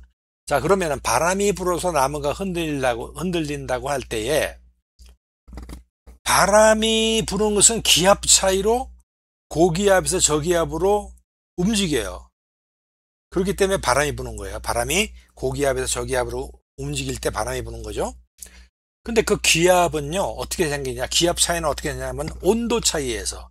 그러니까 여러분들 밑에서 열을 떼면은 가벼워진 공기는 위로 올라가잖아요. 온도가 밑에는 차갑고 위에는 따뜻합니다. 따뜻한 거는 위로 올라가게 돼 있어요. 자, 그 온도 차이에서 기압 차이가 기인하는 거고요. 그럼 온도 차이는 어떻게 나느냐? 지구와 태양과의 상태, 각도, 회전축 여기에 의해서 온도 차이가 나게 됐죠. 자, 그러면은 그런 회전축이니 온도니 그런 걸 어떻게 누가 그렇게 커서 만들고 했느냐? 여기서 이제 설계자가 나오게 되어 있는 거죠. 일단은 그렇게 그 정도까지만 알아보겠습니다. 설계자까지만 얘기합니다. 그러면 사람이 나무를 흔들면요. 자, 사람이 나무를 흔들면 그 사람의 도대체 이 사람이 어떻게 생겼냐고 하면은 그 사람의 나의 할아버지 증조 고조 할아버지 따라 올라가서 뭐 BC 2000년경에 바벨탑에서 흩어져 나와서 그 다음에 올라가면 노아가 3056년경에 태어났고 아담이 BC 4112년경에 태어났고 그 다음에 아담과 이브를 만든 것이 결국은 설계자, 창조자라는 그런 결론에 우리가 다다를 수밖에 없는 것입니다. 자, 그런데 여기서 설계자, 창조자를 말할 때 우리가 조금 전에 배운 the first cause, 모든 것의 우주의 처음으로 어떤 원인을 제공하는 것이 바로 설계자와 창조자인 하나님이라고 우리는 얘기를 하고 있는 것입니다. 자, 그런데 이제 first cause에 대해서 이제 조금 더 생각을 한번 해봅시다. 자, nothing에서 something으로 최초로 우주를 cause한 그것 또는 그분은 어떤 속성, 능력, 형태의 존재일까? 예를 들어 가지고 지금 하나님이라고 얘기를 하지 맙시다. 하나님이라고 아직 얘기는 안 합니다. 그 어떤 존재가 있잖아요. 이 우주를 처음으로 만드는 사람, 만드는 그 무엇, 그죠? 자, 그러면은 nothing에서 something으로 만들었는데 nothing에서 something으로 무엇을 이렇게 cause 하기 위해서는 그 무엇, 그 분이 어떤 능력, 어떤 속성, 어떤 형태의 존재여야만 되는가 하는 것을 열거하고 거기에 맞는 것이 결론적으로 무엇이다 라는 것을 우리가 한번 결론 내보자는 얘기입니다. 첫째, 그 존재는 transcendent, 초월자여야 됩니다. transcendent, 초월자여야 돼요. 이게 무슨 말인 거 아니? 컴퓨터를 디자인하고 만든 사람은 컴퓨터 안에 있어요? 컴퓨터 밖에 있어요? 컴퓨터를 만들고 디자인하는 사람은 컴퓨터 안에 있습니까? 컴퓨터 밖에 있습니까? 마찬가지로 우주를 만든 초월자는 자신이 창조한 우주 밖에 있는 초월적인 존재여야 돼요. 내가 시계를 만들었을 때 내가 시계를 만든 사람이 시계 안에 존재할 수는 없는 거예요. 내가 시계 밖에서 시계를 만드는 그런 초월적인 존재가 되어야 되는 겁니다. 그러니까 우주를 만든 사람은 우주 안에 거할 수가 없어요. 우주를 만든 사람은 우주 밖에서 우주를 만든 사람이어야 됩니다. 그래서 초월적인 존재여야 된다는 것 우리가 인정을 해야 됩니다. 두 번째, 그 존재는 timeless, 영원자여야 됩니다. 자, 원자폭탄을 개발한 과학자는 원자폭탄 개발 후에 태어났어요? 아니면 그 전에 태어났어요? 원자폭탄을 만들기 전에 태어나야지만 내가 그 원자폭탄을 만들 수 있잖아요. 마찬가지입니다. 시간을 만든 영원자. 그러니까 하나님께서는 시간과 공간과 물질과 모든 걸 만들었는데 그 시간조차 만드신 이 영원자는 자신이 창조한 시간 이전에 이미 존재하고 있었던 영원자라야 돼요. 이 시간을 만든 자가 시간이 만들어진 다음에 존재한다고 그러면 그 사람은 시간을 만들 수가 없잖아요. 그렇죠? 자, 영원자여야 된다는 걸 여러분들 이제 인정하셨습니다.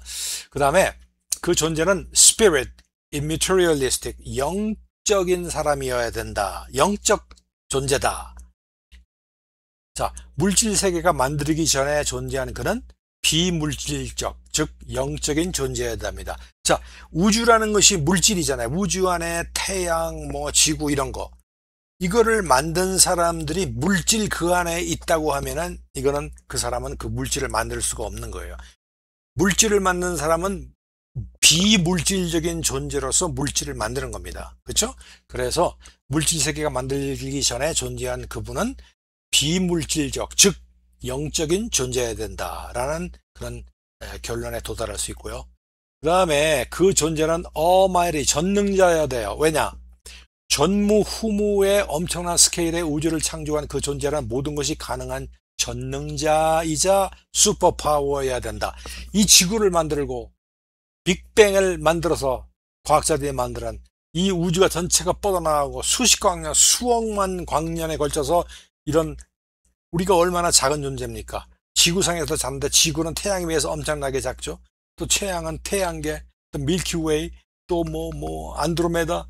여러분들 그게 수십억 그 광년에 돼도 끝이지가 않는 그 정말 엄청난 스케일의 우주를 창조한 그 존재는 모든 것이 가능한 전능자여야 됩니다.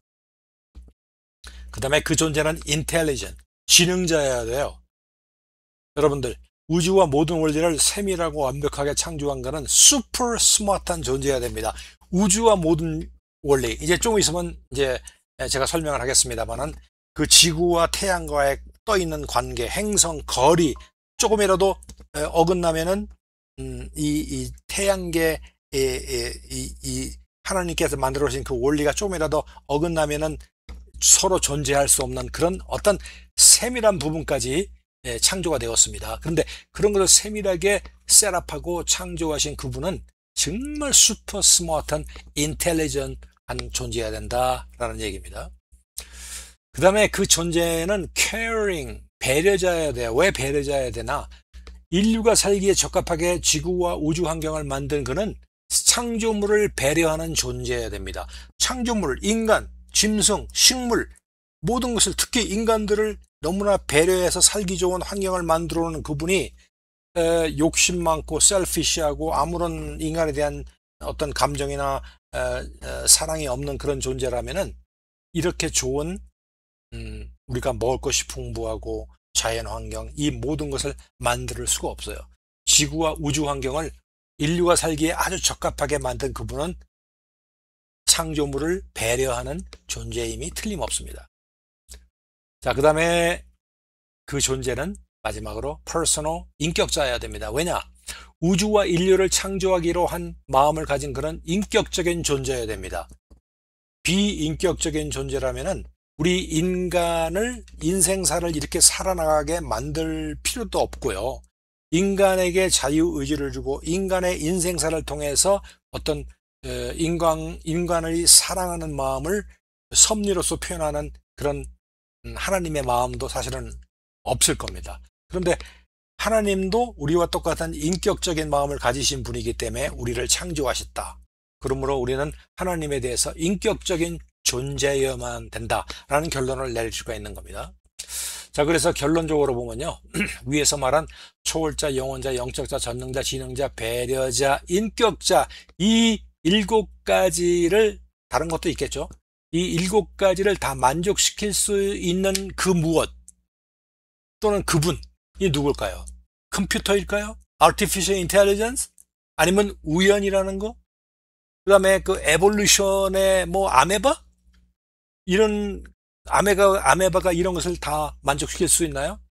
여러분들 합리적으로 조금, 우리가 그랬잖아요. 마음의 문을 열고 생각해 보자고. 여기서 저는 우리 크리스찬적인 믿음을 여러분들한테 포스한 적은 없습니다. 마음의 문을 열고서 우리가 합리적으로 논리적으로 생각해 보는 거예요. 그렇게 생각해 봤을 때 이것을 만족시킬 수 있는 그 무엇이 분명히 있는데 그분이, 그 존재가 무엇일까요? 창조주 하나님밖에 없다는 겁니다. 자, 그런데 하나님이라는 말이 나오자마자 여러분들의 마음속에 거부감이 드는 건 제가 이해를 합니다. 옛날에 저도 그런 과정을 거쳤으니까. 이것은 모든 증거가 없어가지고 못 믿겠다는 것이 아니라 모든 증거가 있어도 안 믿겠다는 거예요. 여러분들이 하나님을 안 믿는 것, 못 믿는 것은 아니에요. 못 믿는 것이 아니라 여러분들이 하나님을 안 믿는 거예요. 밥을 내가 갖다 주면은 밥이 없어서 못 먹는 게 아니라 밥을 갖다 줘도 여러분들이 안 먹는 거예요. 내가 내 프리 의지로, 내 자유 의지로 하나님을 배척하는 거예요. 그것은 나중에 우리가 얘기나 세션 3, 4에서 얘기가 나오겠지만 그 이유는 내가 하나님이 나의 인생에 이래라 저래라 하기를 내가 원치 않는 거예요. 굉장히 셀피시한 마음으로 하나님을 배척하는 거죠. 자, 일단은 그 정도로 하고 넘어가겠습니다. 자, 그러면 하나님을 어떻게 알 수가 있는가? 이제 서서히 이제 알아보기 시작합니다. 집안에서 태어난 사람, 무신론 국가에서 태어난 사람, 시골 깡촌에서 복음에 대해 한 번도 들어보지 못한 사람들, 성령이 있기 전에 태어났던 사람들, 그들은 어떻게 하나님을 알 수 있는가? 여기에 대한 대답이 있을까요? 그래서 여러분들은, 어떤 분들은, 많은 분들이 불공평하다. 내가 하나님에 대해서 들어본 적도 없고, 예수님에 들어본 적도 없고, 무신론 국가에 태어났고, 북한에서 태어났고, 모슬람을 믿는 아랍 나라에서 태어났는데 어떻게 내가 하나님 알고 예수님 알겠는가? 불공평하다. 이렇게 말씀을 합니다. 다음에 어넬로지를 제가 얘기를 드리겠습니다. 자, 여러분들 이게 뭘까요? 케이브맨 같아요. Analogy of Caveman입니다. 자, 이게 뭐냐면은 아주 옛날인지 언제인지는 몰라요. 그런데 눈을 딱 깨보니까 아주 칠흑같이 어두운 동굴 안에 사람들이 웅성웅성 사람들이 쫙 있어요. 아무것도 보이지 않습니다. 자, 그래서 야, 여기가 어디지? 이거 어떻게 돼야 되는 거야? 서로 웅성웅성되고 나갈 길도 없고 어떻게 왜 되는지도 몰라요. 자, 그런데 저쪽에서, 우리 이제 인간들 눈에는 안 보이죠. 저쪽에서 어떤 사람이 몰래 이렇게 다가오더니 나를 붙잡고 또 몇 사람을 붙잡아요. 서너 사람을 붙잡더니 몰래 데리고서 뒷문으로 해가지고 뒤쪽으로 해가지고 동굴을 빠져나갔습니다. 자, 그러면은 이 상황에서 이것이 불공평합니까? 공평합니까? 자, 이거는 불공평하다고밖에 할 수 없어요. 왜 그 많은 사람들한테 나에게 다가와가지고 나와 몇 사람만 골라서 그 사람들을 몰래 빼내줬느냐? 불공평하죠. 그죠? 자, 그런데 여기에서 이제 반전이 있습니다. 그 다음에 사건이 뭐냐면 이렇게 똑같은 상황에서 이렇게 누워가지고 아니 서가지고 있는데 이번에는 저쪽에서 요만한 빛이 이렇게 생기더니 빛이 점점 커지더니 빛이 엄청 커졌습니다. 그러니까 사람들이 쳐다보니까 거기에 출입구가 있는 거예요. 출입구가. 자, 출입구를 모든 사람들이 쳐다봤습니다. 그런데 시간이 흐르자 나를 비롯해서 몇 사람이 몸을 움직여서 그 출입구로 살살살살 걸어 나갔어요. 그리고 출입구를 빠져나와 보니까 딴 세상에 나온 거예요. 자, 그런데 아직도 많은 사람들이 출입구를 봤는데도 거기에 가만히 서 있어요. 저것이 출입구가 아니라고 생각할 수도 있고 움직이기 싫다고 생각할 수도 있고 저것이 어떤 그 함정일 수도 생각할 수 있고 whatever the reason is 그 이유는 모릅니다. 그러나 그 사람들이 분명히 자기 자발적으로 움직이지 않았어요. 자, 이런 경우에는 내가 밖으로 나간 것이 공평합니까? 아니면 불공평합니까? 이 상황에서는 이건 공평한 거예요. 처음에는 어떤 사람이 와가지고 나만 몰래 데리고 나갔지만 두 번째는 문이 열리고 모든 사람에게 똑같은 기회를 줬어요. 평등하게. 그런데 내가 그 기회를 테이크하지가 않은 거죠. 내가 그 기회를 나만의 이유로 그 기회에 응하지 않은 겁니다. 자, 그래서 이 케이브맨의 어널리지를 보면은 하나님의 섭리, providence라고 하는 하나님의 섭리와 하나님의 은혜는요, 모든 사람에게 공평해요. 은혜가 비처럼 내린다고 그러잖아요. 비는 모든 사람에게 다 내리고 있어요. 비를 내리는데 내가 우산을 쓰거나 집에 들어가면 내가 비를 못 맞듯이 자기의 초이스예요. 나의 free will, 나의 자유의지로 내가 비를 맞든지 안 맞든지 하는 거지 그 비는 모든 사람에게 내리게 돼 있어요. 마찬가지로 하나님의 섭리와 은혜는 모든 사람에게 공평하다라는 걸 여러분들 기억해 두시기 바랍니다. 그러면 하나님을 어떻게 알 수가 있는가? 하나님은 우주 안에 자신에 대한 흔적을 CCSS를 통해 남겨두셨어요. CCSS 뭘까요? 첫 약자입니다. Cosmos, 우주만물, Conscience, 양심, Scripture, 성경, Seeking, 간구. 요 네 가지 방법으로 요 네 가지 흔적을 통해서 하나님에 대해서 전혀 모르는 사람이라도 하나님을 찾을 수 있게끔 방법을 남겨주셨다는 겁니다.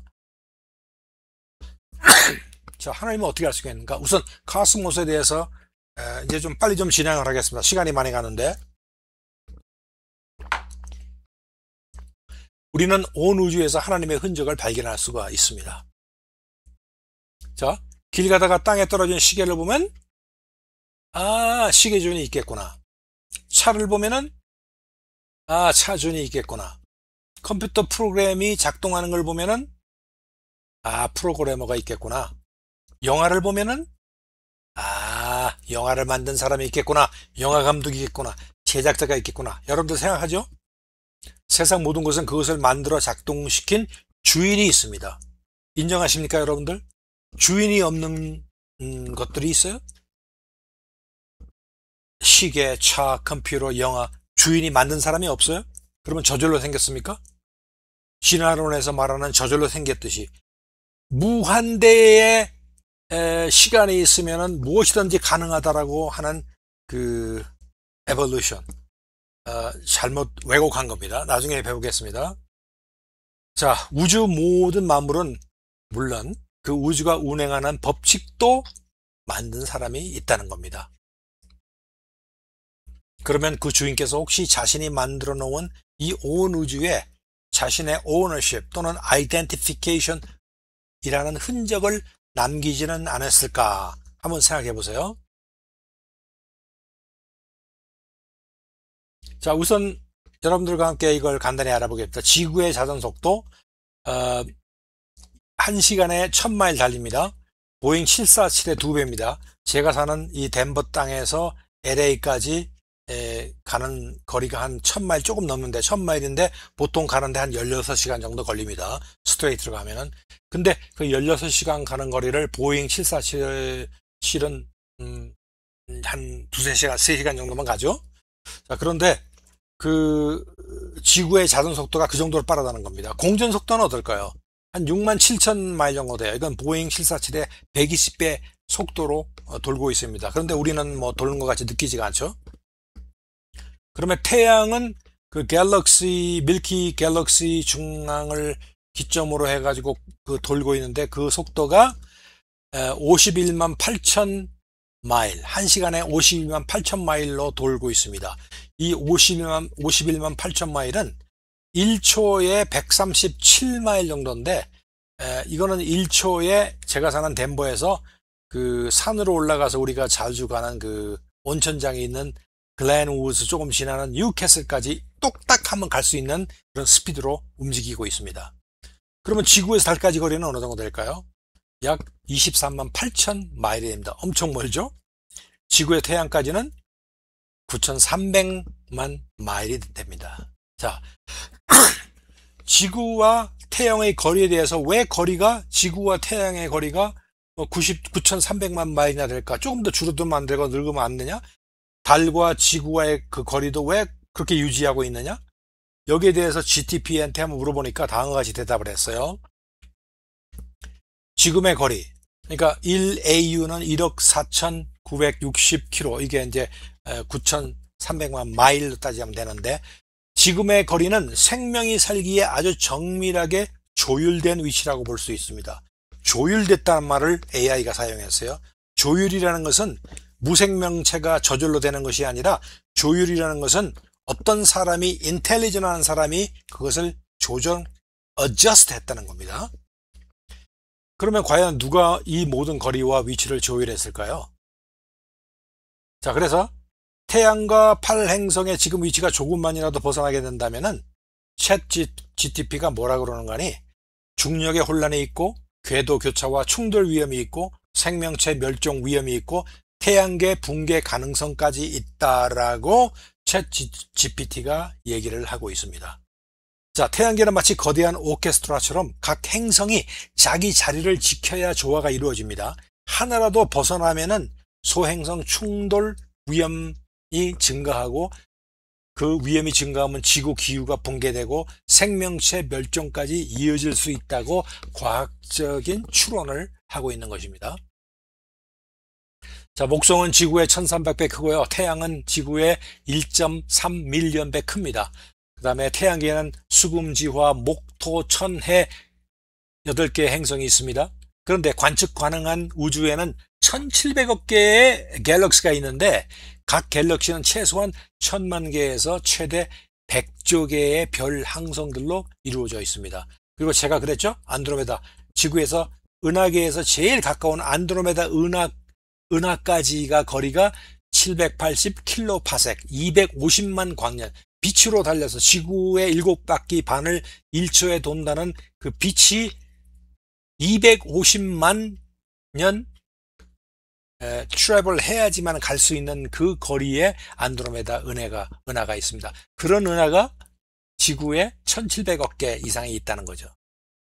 그러므로 이 모든 우주의 주인이신 하나님께서 이 우주를 창조하시고, 이 우주가 정확하게 운영되기 위한 우주의 법칙, 예를 들자면 중력의 법칙, 열역학의 법칙 등까지도 만들어 놓으신 거죠. 자, 우연치고는 너무나 절묘한 설계자들 흔적 살펴보겠습니다. 지구의 적절한 위치. 지구는 태양으로부터 너무 가깝지도 않고 멀지도 않은 딱 적당한 거리에 있어요. 물이 액체 상태로 존재할 수 있고 생명 유지에 최적화된 것이 지구입니다. 조금만 달라도 지구는 얼어붙거나 불타 죽습니다. 여러분들 아시죠? 태양에 조금만 가까워지거는 불타고, 조금만 멀어지면 얼어 죽습니다. 근데 누가 그런 적당 거리를 유지하게 만들었고, 적당한 거리를 1년, 10년, 100년, 1000만, 만년에 가도 그 위치가 변하지 않습니까? 이건 자전축입니다. 23.5도인데요. 이 지구 자전축 기울기로 인해서 사계절이 생긴다는 거 여러분들 아시죠? 이게 없으면 사계절이 없습니다. 기후와 생태계 다양성이 생겨서 인류 문명 발전에 크게 기여했어요. 기울기가 조금만 달라도 극심한 기후 변화로 생명 유지가 곤란합니다. 자, 이거는 뭐냐?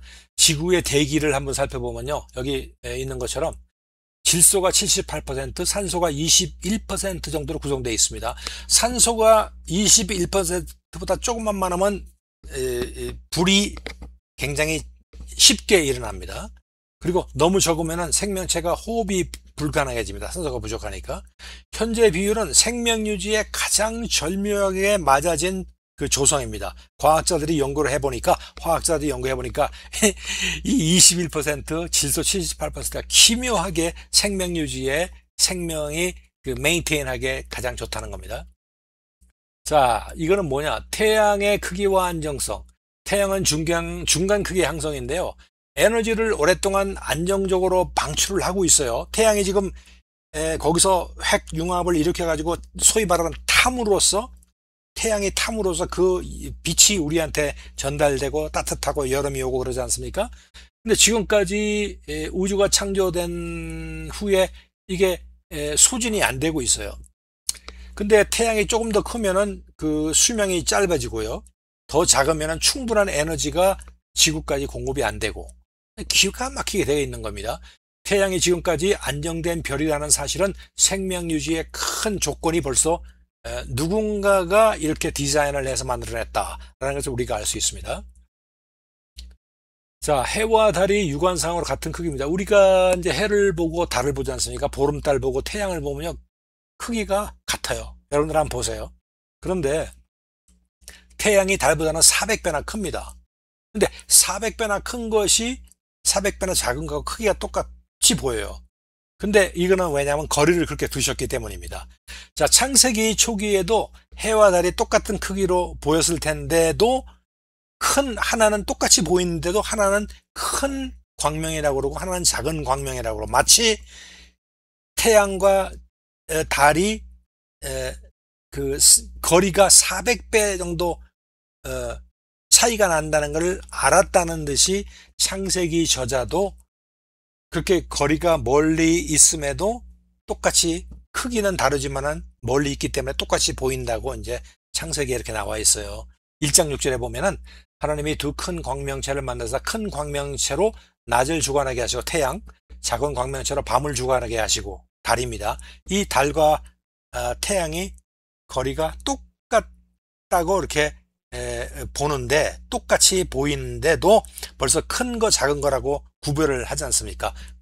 차이가 그렇게 400배나 차이가 난다는 것을 옛날 사람들도 창세기 저자도 벌써 알고 있었다라는 것을 우리가 알 수 있습니다. 그 다음에 방사선과 입자 폭풍으로부터 보호하는 장치가 지구의 창조주가 이 장치를 설치해 놓았습니다. 지구는 태양과 우주로부터 고에너지 및 전자기파 피폭 위험에 쌓여 있습니다. 우주에서 오는 방사선이 있고요. 태양 방사선과 입자가 있고요. 그 다음에 태양풍이 있습니다. 그런데 지구는 실제로 지구를 보호하는 장치가 있어요. 대기층이 물론 있죠. 그 다음에 지구의 자기층 매그네틱 포스가 또 있습니다. 그래서 이게 대기층은요, 방사선과 태양의 그런 입자 같은 거를 보호를 해주고 이 지구에서 나오는 또 자기장은 그 태양풍이라고 하는 태양에서 지속적으로 불어오는 전자들, 양성자, 그런 해로운 것들을 이제 막아주는 그런 여러 역할을 하고 있습니다. 자, 그런데 이런 섭리가 저절로 생겼어요? 아니면 누군가가 지적 설계를 하신 걸까요? 여러분들 한번 잘 생각해 보시기 바랍니다. 자, 그래서 우리와 같이 의문이 많고 우둔한 욥이라는 사람에게 말씀하신 욥기 38장을 한번 소개를 해드릴게요. 욥기 38장은 긴 논쟁과 인간의 고통에 대한 설명이 끝난 후에 드디어 하나님께서 직접 욥에게 말씀하신 장면인데, 하나님은 폭풍 가운데 나타나시어 욥에게 질문을 던지심으로써 인간의 한계와 하나님의 전능을 드러내십니다. 우리가 처음 시작할 때 우리의 한계를 인정하라고 그랬는데, 우리 한계를 인정하지 않고 무식하게 질문을 하는 욥에게 인간의 한계를 가르쳐드리는 그런 메시지를 우리가 볼 수가 있습니다. 욥기 38장에 뭐라고 써 있냐면, 자, 4장 보세요. 무식한 말로 내 뜻을 흐리는 자가 누구냐? 너는 남들답게 일어나서 내가 묻는 말에 대답하라 하고서 내가 땅에 기초를 놓았을 때 너는 어디 있었느냐? 네가 그렇게 많이 알면 한번 대답해 보아라. 누가 그 지구, 태양, 수성, 화성의 크기를 정하였고, 누가 거기에 측량줄, 서로 간의 그 거리를 이렇게 딱딱 맞게 정했고, 또 이것들이 땅에 기초를 받치고 이것들이 둥둥 떠 있는데 무엇이 기초를 받치고 있는 것이 무엇이냐? 네가 아느냐? 한번 알면은 대답을 해보라. 이렇게 질문하는 겁니다. 자, 여기서 땅에 기초를 놓을 때는 우주를 설계할 때를 얘기하는 거고요. 그다음에 그 크기를 정하였다. 이거는 행성 및 별들의 크기. 측량줄은 행성 및 별들 간의 거리를 말하고 있고요. 땅의 기초는 행성과 우주 공간에 떠 있는 별들의 그 중력의 작용으로 해서 서로 간에 인력으로 인해 떠 있게 하는 거. 이런 모든 원리라고 할까? 영적인 원리들이 욥기 38장에 이렇게 나와 있는 겁니다. 물론 욥기 38장을 저자가 썼을 때는 이 정확한 이런 과학적인 데이터와 원리를 몰랐을 수도 있어요.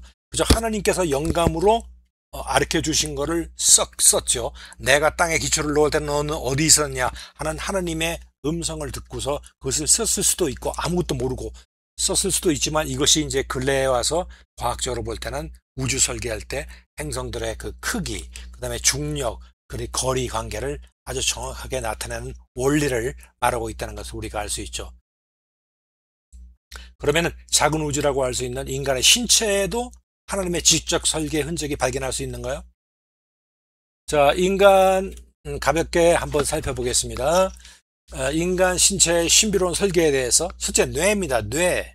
우주의 가장 복잡한 슈퍼컴퓨터예요. 슈퍼컴퓨터도 당해낼 수가 없습니다. 약 1000억 개 정도의 뉴런과 그보다 10배 많은 신경교세포들이 있습니다. 각 뉴런은 수천 개 시냅스를 형성하고 있고 그 연결망은 은하수 별보다도 많습니다. 사람이 무엇을 기억할 때에 무엇과 연상을 시키면 그게 이렇게 있다가 여기서 빡빡빡빡 뭐가 뻗어나가가지고 연결이 돼가지고 기억과 연결이 되는 거예요. 그래서 우리가 뭐를 옛날에 즐겨 들었던 팝송을 들을 때 지금 들으면요. 옛날에 그 팝송을 들었을 때 내가 어디 있었던지 팝송을 들었을 때 그때 음식을 먹었는데 그 음식 맛이 어땠는지 그런 걸 기억해내는 이유가 내가 기억을 할 때 뉴런스에서 이게 시냅스가 뻗어나가면서 그 줄기 하나하나가 연결되면서 기억과 연결돼가지고 그래서 기억하는 슈퍼컴퓨터 중에서도 진짜 슈퍼컴퓨터라고 말할 수가 있겠습니다. 그 다음에 기억, 감정, 창의력, 인식까지도 담당합니다. 단순한 화학적인 반응으로는 설명이 불가합니다. 뇌와 현존 최고의 슈퍼컴퓨터와의 프로세싱 스피드를 한번 비교해 볼까요? 현재 세계에서 가장 빠른 슈퍼컴퓨터의 처리 속도는 엑사플롭스라고 합니다.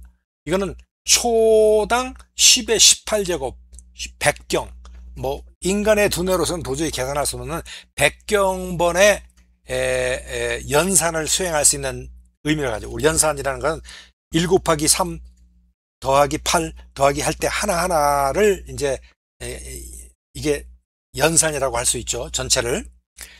그런 거를 100경번의 연산을 할 수 있다는 거예요. 이거는 뭐 우리 인간의 두뇌로서는 도저히 이해할 수가 없지만은 뇌의 어떤 캐패시티랑 비교를 한번 해본다는 겁니다.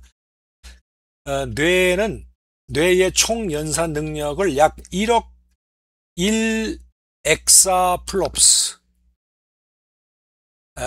내외로 추정하고 있어요. 근데 이거는 뭐냐면은 요약하자면은 슈퍼컴퓨터는 순수한 연산 능력은 최고점에 도달했지만 인간의 뇌는 에너지 효율 유연성 그리고 복잡한 인지 능력 측면에서는 여전히 독보적이라는 것을 우리가 알 수 있습니다. 그러니까 연산을 하는 그 스피드는 거의 비슷합니다. 물론 슈퍼컴퓨터가 조금 빨라요. 그러나 그것이 모든 것이 끝이 아니라 그 효율성, 유연성 그리고 어떤 기억할 때 뭐가 연상되는 거 뭐 여러 가지 지금 시간이 없으니까 얘기는 못하지만 그것을 비교해 보면 전혀 비교가 되지 않습니다. 그 다음에 이제 눈은 이제 살아있는 카메라인데요. 동공 자동 조리기에 망막에 1억 2천만 개의 광수용체가 있어요. 1초에 약 10억 비트 이상의 정보를 뇌로 전달을 합니다.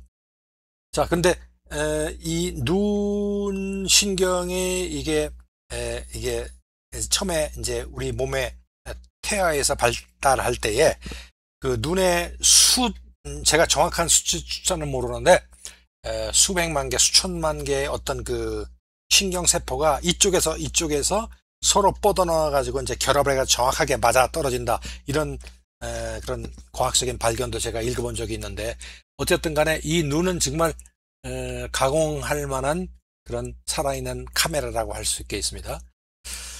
그 다음에 심장, 멈추지 않는 생명펌프. 하루에 10만 번을 뛰면서 7,500리터의 피를 전신에 공급을 합니다.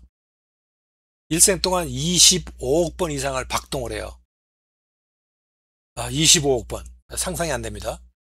그 다음에 전기적 리듬을 스스로 만들어내는 자율 박동 시스템. 여러분, 이 심장이 뛰는 것은 왜 뛰냐면 심장을 뛰게 하는 리듬과 그런 사이클 같은 거 만들어내는 그런 전기 발전 장치가 되어 있어요. 박동 시스템에. 그래서 그것이 이제 이것을 박동을 뛰게 만드는데 0.2초도 멈추지 않고 평생 작동하는 완벽한 펌프. 누가 이렇게 만들었을까요? 자동적으로 이렇게 되었을까요? 진화를 통해 가지고 해보다가 안 되고 해보다 안 되고 해서 이게 뭐 0.2초는 안 되겠다, 0.3초 해야 되겠다, 뭐 이런 식으로 합니까? 이게 우연히 될까요? 7,500리터는요, 여러분들 보기와 같이 이 정도 승용차 125대에 채울 수 있는 연료 탱크만큼의 리터를 하루에 전신의 박동을 통해서 공급을 하고 있습니다. 자, 그 다음에 혈액과 순환계. 혈관 길이는 약 10만 킬로미터가 됩니다. 지구둘레 약 2.5바퀴가 되는 거죠.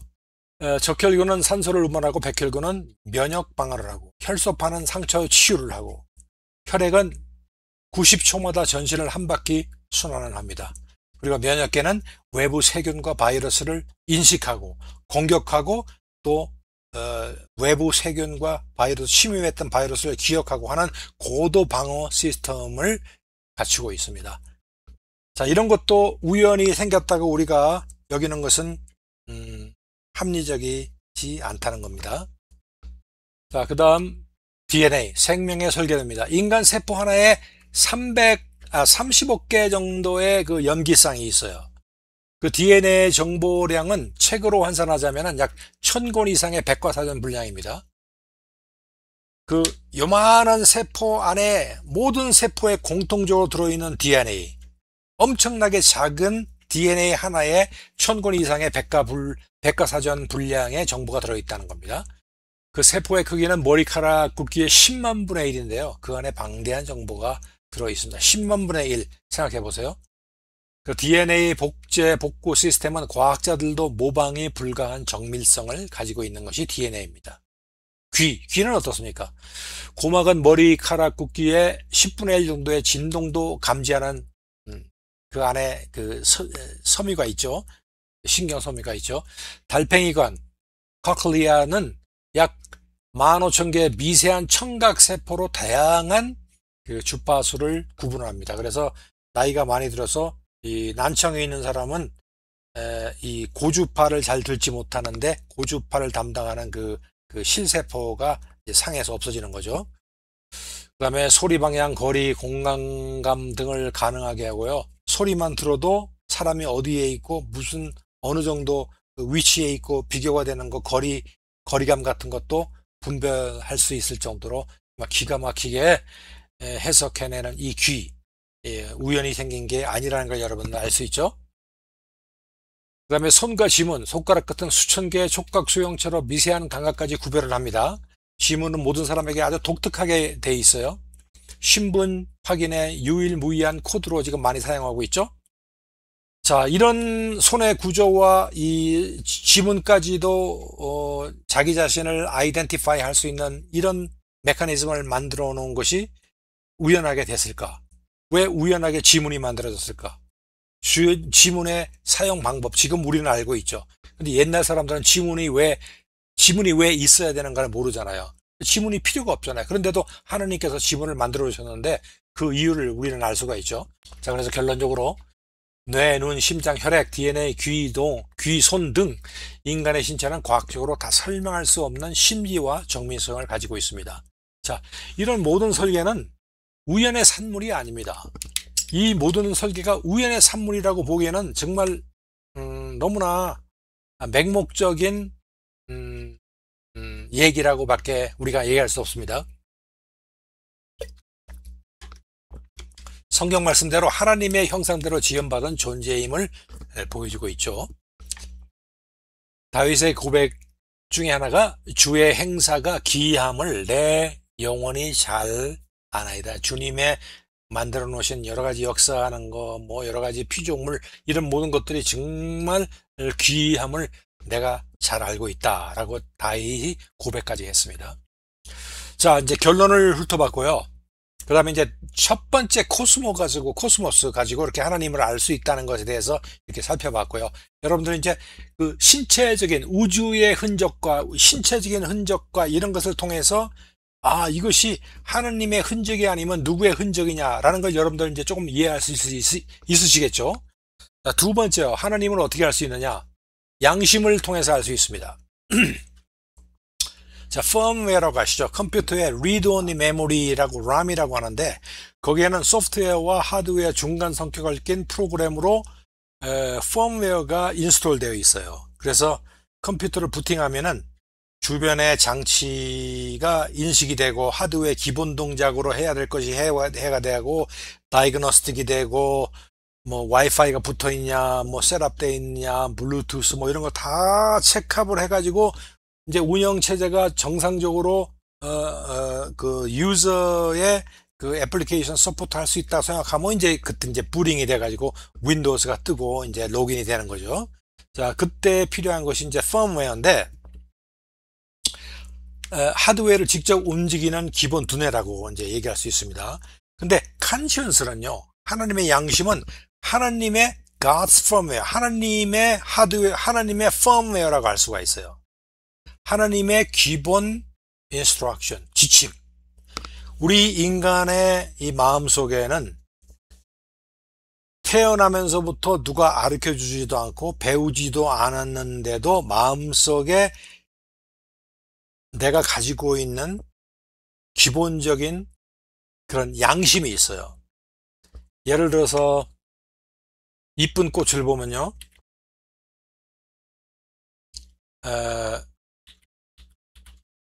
이쁜 꽃을 보면은 여러분 어떻게 생각하십니까? 이쁜 꽃을 보면은 내가 냄새를 맡고 싶어 하고, 또 귀여운 애를 보면은 쓰다듬어 씻고 하고, 또 멋진 음악을 들으면은 마음의 감흥을 느끼고 분위기를 느끼고, 이 모든 것이 악인이고 선인이고 부자고 가난뱅이고 여자고 남자고 상관없이 똑같이 느끼는 그런 느낌 가지고 있는 그런 마음이거든요. 이게 하나님께서 넣어주셨다는 거죠. 이 양심이 없으면은 하나님 그 율법이 없고 어떤 그 지침이 없을 때에 이런 양심이까지도 없다면은 사람이 살아나갈 수가 없으니까, 제도를 지키고 살아나갈 수가 없으니까 양심과 본능을 같이 넣어주신 거죠. 자, 뭐 깊이 들어갈 수 있는데 이 정도까지 얘기를 합니다. 자, 그래서 이 양심이라는 것은 보편적 도덕 감각을 얘기하고 있습니다. 이 보이지 않는 하나님의 법입니다. 내 마음속에 하나님께서 집어넣어 주신 보이지 않는 하나님의 법입니다. 이 보이지 않는 하나님의 공통적인 법을 통해서, 양심을 통해서 내가 하나님의 존재에 대한 흔적, 증거를 내가 느낄 수가 있다는 겁니다. 사람들이 옳고 그름을 느끼는 것은 우연이 아니에요. 우리가 수억 년, 수십억 년, 수백억 년, 수천억 년을 거쳐가지고 진화가 되어서 내 양심이 생긴 게 아니라, 내가 태어난 지 1년밖에 안 되고 10년밖에 안 돼도 양심이 있는 것은 하나님께서 내 마음속에 양심이라는 하나님의 증거, 하나님의 지침서를 넣어주셨기 때문에 우리가 느낄 수 있다는 겁니다. 그래서 양심을 통해서 하나님이 계시다는 증거를 찾을 수 있다는 것입니다. 그 다음에 세 번째로는 현 시대와 같이 우리가 그 성경 메시지를 우리가 쉽게 접할 수 있는데 우리는 럭키하죠. 그 성경을 통해서 하나님을 알 수 있는 거 당연한 얘기입니다만은, 자, 예수님 시대 이후에 태어난 사람들은 가장 손쉽게 하나님에 대한 정보를 성경 복음을 통해서 직접 접할 수 있게 되었습니다. 성경은 하나님이 인간에게 주신 계시의 말씀을 여러 저자들이 기록한 책으로 오랜 전승과 검증 과정을 통해서 구약 39권, 신약 27권, 총 66권으로 완성된 하나님의 말씀입니다. 이 하나님의 말씀을 통해서 하나님을 알 수 있다는 거예요. 하나님의 말씀이니까, 그죠? 자, 그런데 이제 이 말씀에 대해 가지고 거부 반응을 일으키는 이제 사람들이 많은데 이제 나중에 얘기하겠습니다. 자, 성경은 계시와 기록을 통해서 전승과 보존이 되었습니다. 1600년에 걸쳐서 기록된 말씀이 두루마기 사본 형태로 이제 보존이 되었고요. 그 다음에 수많은 기록들 가운데 교회와 공동체가 하나님의 말씀으로 인정한 책들만을 모아서 지금의 성경이 정경이 확정이 된 것입니다. 그러므로 우리는 성경을 통해서 하나님의 존재와 그분의 속성을 가장 확실하게 알 수가 있습니다. 우리는 이 성경, 즉 하나님의 메시지를 접할 수 있는 현 시대에 우리는 굉장히 축복받은 사람이라고 할 수 있습니다. 왜냐하면 과거에 있는 사람은 하나님의 말씀이 없었을 때 살았던 사람들이 있거든요. 그분들은 이제 하나님의 말씀이 아닌 나머지 세 가지 방법을 통해서 하나님의 존재하심을 이제 찾아야 되는 거죠. 네 번째 방법입니다. 네 번째 방법은 첫 번째 천체를 통해서 하나님을 우리가 찾을 수 있고, 두 번째는 양심을 통해서 하나님에 대해서 접근할 수가 있고, 세 번째는 하나님의 말씀을 통해서. 그것도 안 되면 네 번째는 이제 바로 이겁니다. 간구. 옛날 사람들이 그 알 수 없는 그 조물주를 향해서 기도하고 찾고 도와달라고 하고 하나님을 찾는 그것이 하나님을 찾는 간구가 될 수가 있어요. 그래서 하나님에 대해 듣지도 못한 사람들, 무신론 국가에 태어난 사람들, 복음을 들을 기회조차 없는 사람들은 하나님이 적당한 기회와 계기를 통하여 개인적인 간구, seeking, 간절히 구하는 거죠. 를 통하여 허락하시어 그들의 갈망과 기도를 통해 그들의 특별한 형태로 복음의 씨앗을 잉태하게 하십니다. 즉 하나님에 대해서 듣도 보도 못한 사람이 하나님에 대해서 막연하게 마음속에 하나님을 찾고 싶어서 기도하고 갈망하고 간구하는 가운데 하나님께서 초현실적으로 역사를 하셔서 그 기적을 일으키실 수도 있고, 또는 어떤 사람을 통해서 또 어떤 계기를 통해서 하나님을 찾을 수 있는 적당한 기회와 계기를 주신다는 겁니다. 자, 여기 보세요. 너희는 내게 부르짖으며 내게 와서 기도하면 내가 너희를 들을 것이요 너희가 전심으로 나를 찾고 있으면 내가 너를 만나리라.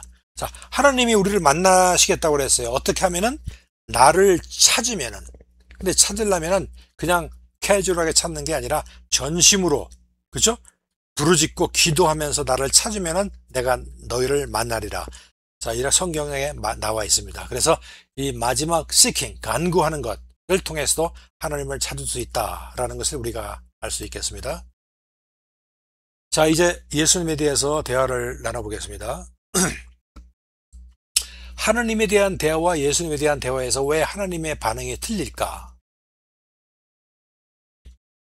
하나님? 뭐 좋은 얘기지. 예수? 또 그 예수 얘기. 이런 식으로 반응이 나오거든요. 자, 하나님은 일단 우리와는 멀리 존재하는 분이시고 인간의 삶 속에서 직접 연관이 없다고 사람들은 생각하는 반면에, 예수님은 실제로 우리 인간이 사는 이 땅에 실존하신 자칭 하나님이라는 믿기 어려운 사실 때문에 사람들은 예수님에 대한 거부감이 크다 이겁니다. 하나님은 우리가 떨어져 있고 그러니까 뭐 하나님은 창조주 있을 수도 있다. 예수님은 뭐 인간으로 태어났다고 그러는데 그 인간으로 태어난 사람이 뭐 하나님의 아들이라고 그러고 자칭 하나님이라고 그러니까 이제 거부감이 굉장히 큰 거죠. 석가모니, 공자, 맹자, 마호메트, 마하리시, 마시, 요기 등은 나는 하나님이 아니야 라고 대답을 했어요. 근데 인간의 자존심을 건드리지 않았고 그렇게 얘기를 했는데, 그래서 뭐 합리성이 있어 보이고 또 뭐 한번 믿어볼까, 좋은 말씀을 했겠지 라고 생각을 하는데, 예수님은 나는 하나님이다, 구원으로 가는 오직 유일한 길은 나를 통해서만이다 라고 이렇게 아주 볼드하게 얘기를 하시니까 사람들은 예수 너는 위선자야, 거짓말장이야, 전설의 인물이야, 기독교에서 만들어낸 허구의 인물이라고 예수를 배척하는 겁니다. 자, 그런데 예수가 실존 인물이며 그가 말한 모든 것이 사실이라면 예수에 대해 집중 리포트를 하고 그의 말씀을 기록하여 놓은 성경의 신빙성을 이제 따져보아야 됩니다. 자, 우리 크리스천들은 예수가 실존 인물이라고 믿고 있어요. 성경에 이렇게 말하고 있고 우리 믿음으로 믿으니까. 그런데 믿지 않는 사람들은 너희들이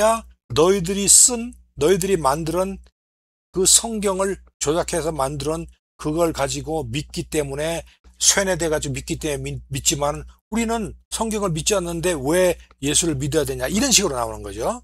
자, 거기에 대해서 우리가 만일 성경이 진짜 믿을 만한 하나님의 말씀이고 성경이 사실을 기록했고 성경을 떠나서도 세계 역사적인 문서와 리터레처 같은 거 여러 가지 문서들이 예수의 실존에 대해서 확실하게 역사적으로 증명하고 있다면은 우리가 알렉산더 대왕이나 세종대왕이나 이순신 장군이나 에이브라함 링컨을 믿을 때와 마찬가지로 똑같은 판단 기준으로 예수님의 실존성을 믿어야 된다는 그런 결론에 도달할 수 있다는 겁니다. 자, 그래서 성경 자체가 얼마나 믿을 만한가를 검증해 보아야 됩니다.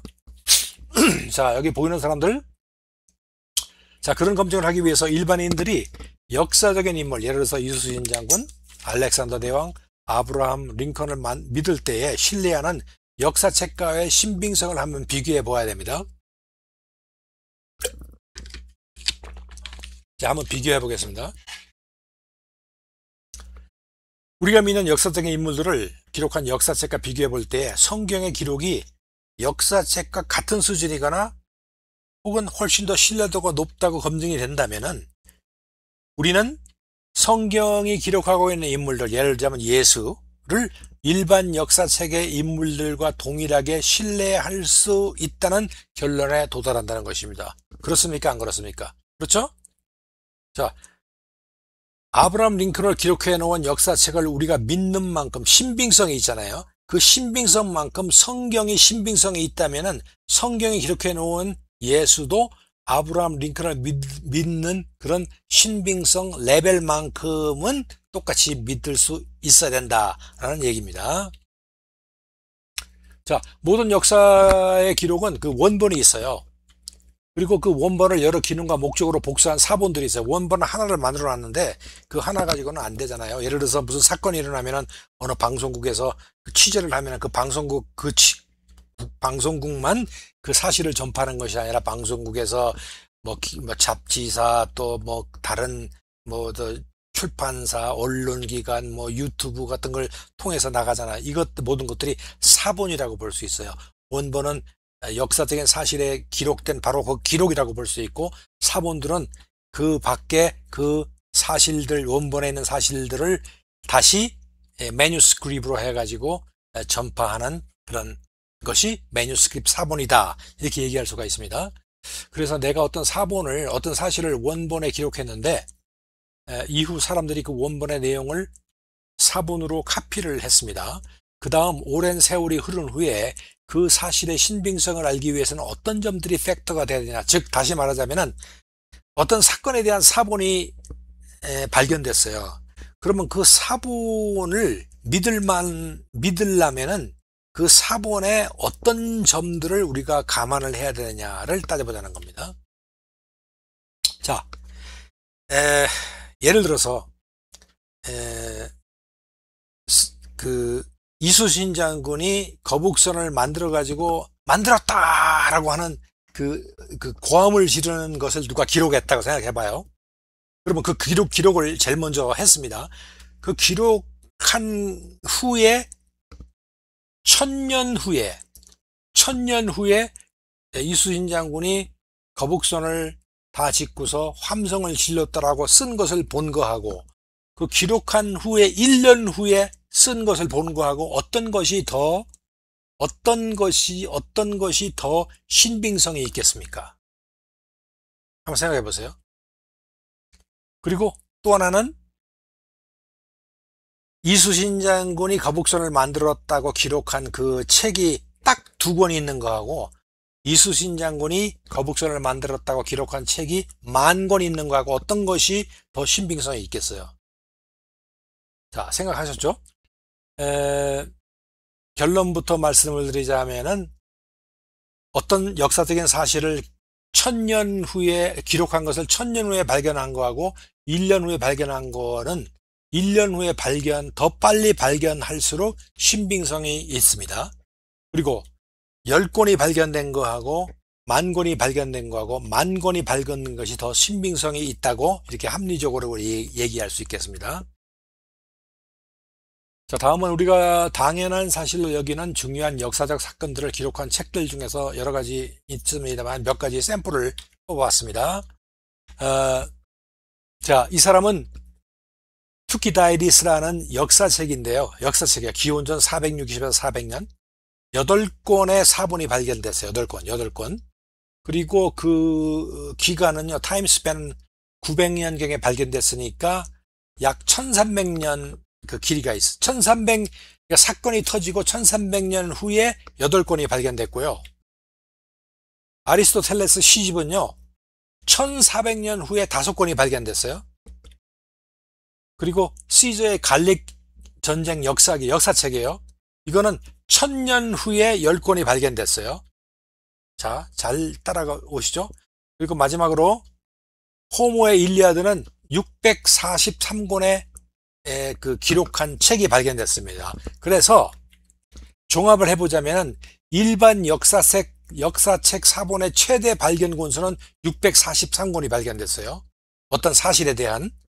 그리고 원본과 사건이 벌어진 그 때와 사본이 발견된 그 시간의 최소의 갭은 1000년. 1000년이 제일 빨라요. 발견된 게. 643권을 1000년. 이걸 기억하시고. 그러면은 예수님의 기록이 있는 바이블의 신약은 어떨까? 똑같이 무려 2만 권 이상의 사본이 있고 최저는 60년 정도의 빠른 기간 내에 발견됐어요. 즉 다시 말하자면은 일반 우리가 역사책으로 믿는 아브라함 링컨, 알렉산더 대왕, 히틀러 같은 역사책은 그 중에서 가장 가까운 횟수는 1000년 후에 발견된 거지만은 신약은 60년 후에 발견된 것이 있어요. 그러니까 차이가 엄청나죠. 그리고 역사책은 최고로 많이 발견된 게 643권이 발견됐지만은 이 신약, 예수의 기록이 있는 바이블의 신약은 무려 2만 권 이상의 사본이 발견되었습니다. 그러면은 편견 없이 논리적, 합리적으로 생각해 보건대 일반 역사책과 신약 성경 중에서 어떤 것이 더 신빙성이 있어 보이는가? 여러분들 한번 판단해 보시기 바랍니다. 643권보다는 2만 권이 훨씬 낫지요. 1000년 차이보다는 60년 차이가 훨씬 낫지요. 2만 권과 60년 차이. 이것을 가진 것이 바로 신약 성경인 것입니다. 자, 그런데 이렇게 신빙성이 확실한데도 사람들은 세상 역사책에 기록된 사실들, 알렉산더 대왕, 시저 등등은 믿어 의심치 않으면서도 성경에 기록된 사실들, 즉 예수는 믿지 않으려고 합니다. 여러분들은 이걸 어떻게 생각하십니까? 왜 그럴까요? 제가 아까 전에 잠시 말씀드렸지만 사람들은 못 믿는 것이 아니라 안 믿는 것이에요.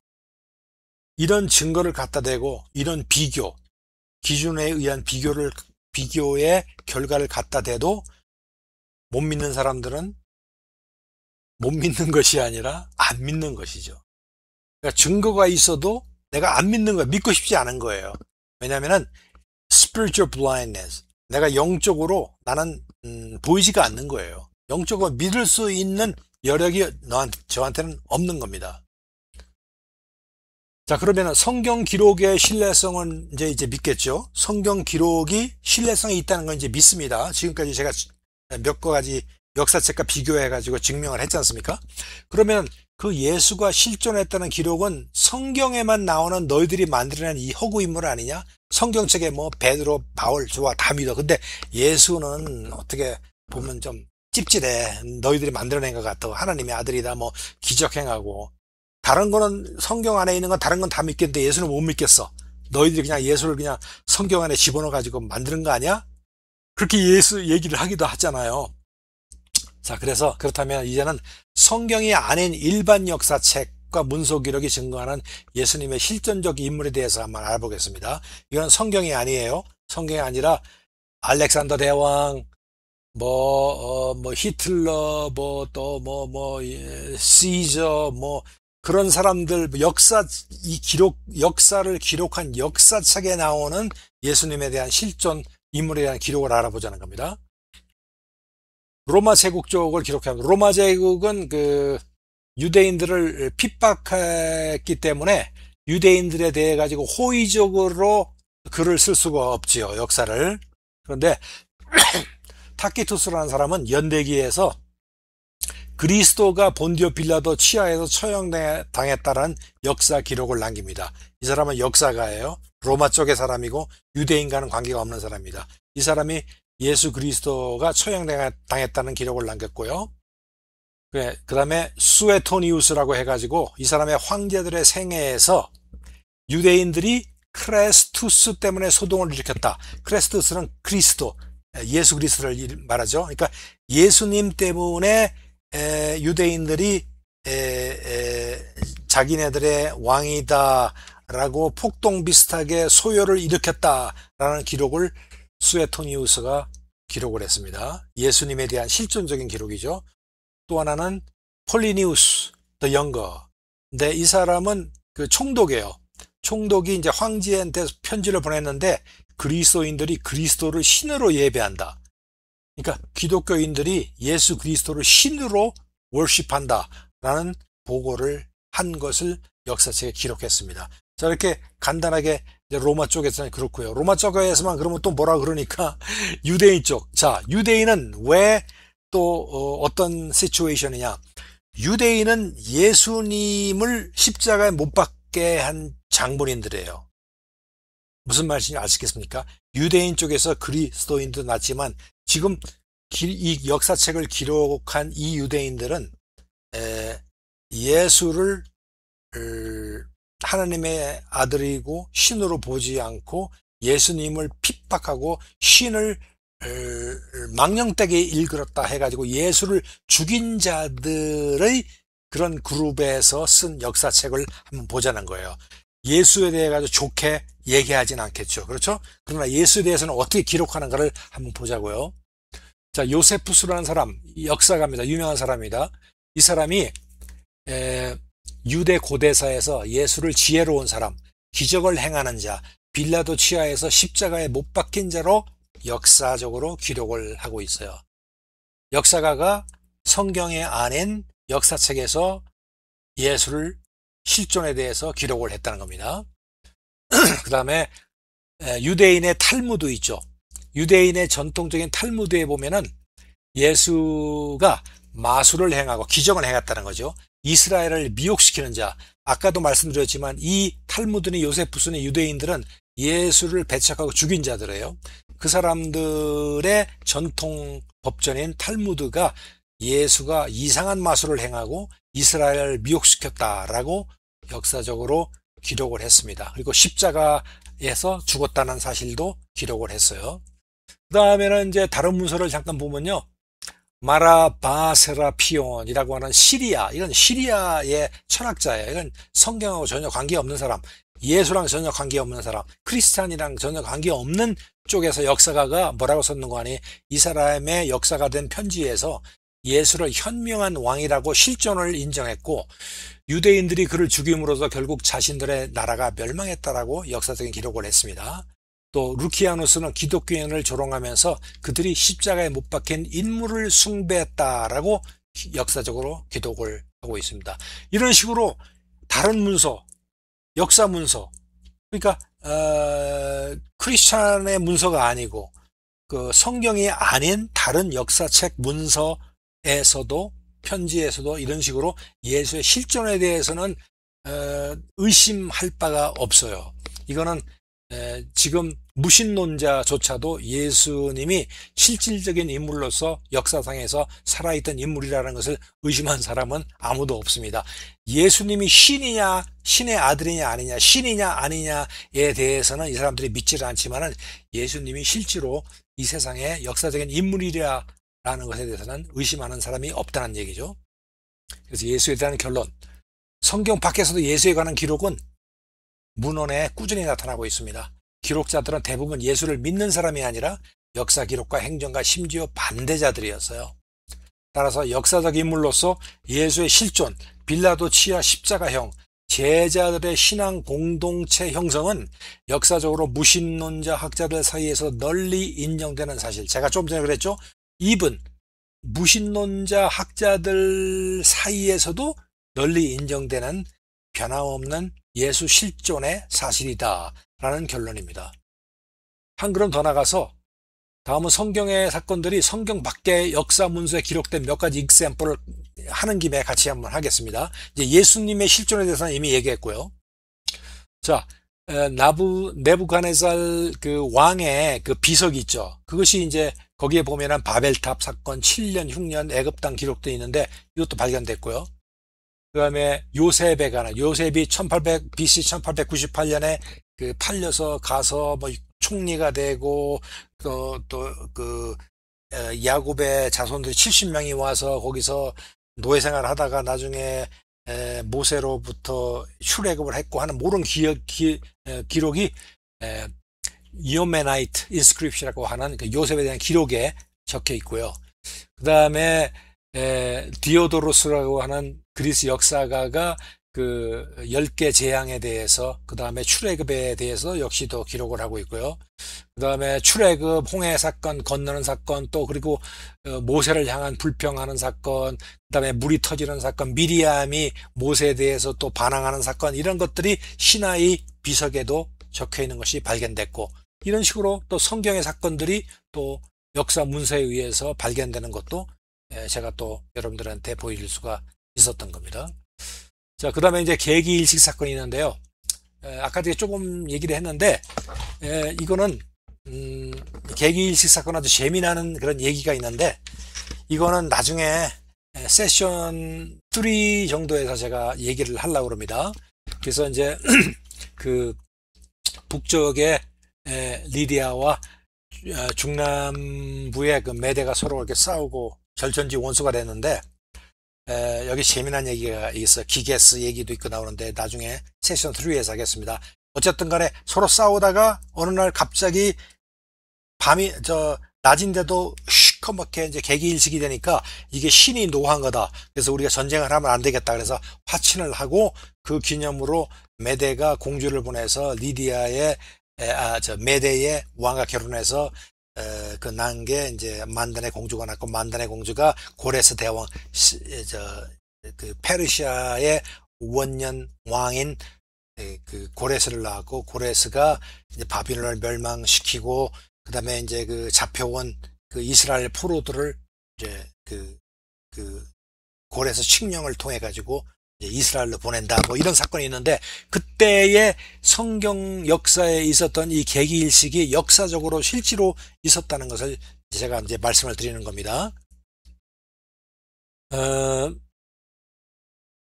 이 그 계기일식에 대해서 좀 더 깊이 들어가자면은 여러분들 참고하시라고 헤로도토스라고 하는 유명한 역사가 있죠. 그리스 역사가 이 기록을 일식을 적어놨어요. 그래서 탈레스의 일식이라고도 얘기를 합니다.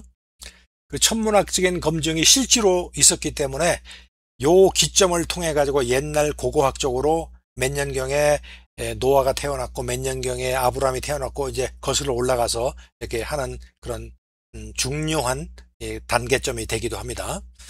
자, 그래서 이때는 이제 그 같은 시기에 바벨론은 유다를 멸망시킨 후였고, 뭐 이런 메디아, 리비아, 바벨론이 근동 지방의 강대국으로 서로 경쟁할 때 벌어진 사건이다 라는 것을 여러분들이 알아두시면 되고, 성경에 있던 사건들, 성경 역사에 있던 사건들이 실제로 우리 역사에서도 실제로 이런 계기일식 같은 것이 허구적인 성경이 적어놓은 허구적인 사건이 아니라 실제로 역사적으로 천체학적으로 실제로 존재했던 사건들이구나, 이렇게 알려드리는 겁니다. 그래서 이제 보통 믿지 않는 사람들이, 성경을 모르는 사람들이 성경에 있는 거는 전부 다 신화며 뭐 이상하게 꾸며가지고 만들었다 그러는데, 사실은 하나하나 모든 것들이 성경에 있는 사건들이 다 고고학적으로 증명이 되고, 제가 말씀드린 이런 예처럼 역사에 기록된 것도 있고 그렇다는 걸 여러분께서 알아두시면 되겠습니다.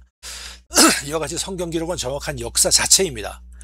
예수가 실존 인물이며 그 사실을 기록한 신약 성경은 일반 역사 서적들보다도 그 신뢰성이 훨씬 뛰어납니다.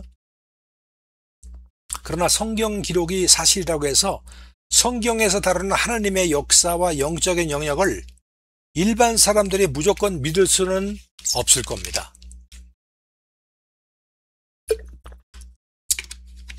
무슨 말이냐면은 성경에 있는 것이 사실이라고 해서 성경에 뭐 출애굽하고 모세의 기적이고 아브라함, 엘리야 를 거쳐서 또 애굽 거쳐서 이제 예수님의 역사 같은 모든 것이 사실이라고 할지라도 예수님이 신이시고 예수님이 하나님이시고 그런 어떤 영적인 원리 이런 거를 우리 크리스찬이 믿는 것처럼 일반인이 사실이라고 해서 그것을 무조건 믿을 수는 없다는 거예요. 왜냐면은 그런 우리가 가지고 있는 그런 믿음을 얻기 위해서는 지식적인 믿음에서 영적인 믿음을 가야 되는데 그 거쳐야 될 영적 과정이 있다는 거예요. 그러니까 지식적인 것이 지혜가 되고 지혜가 영적인 믿음이 되는 과정이 있는데 그 과정을 믿지 않는 사람들이 믿어야만 우리가 지금 이해하고 있는 영적인 하나님의 세계와 성경의 역사와 원리를 믿을 수 있다는 것입니다. 자, 그래서 이제 롱 세션이 끝났습니다. 자, 그래서 오늘 여러분들이 시간 날 때마다 이것을 한번 쭉 살펴보세요. 제가 좀 더 중간에 조금 더 자세하게 얘기하고 싶었지만은 벌써 시간이 엄청 갔습니다.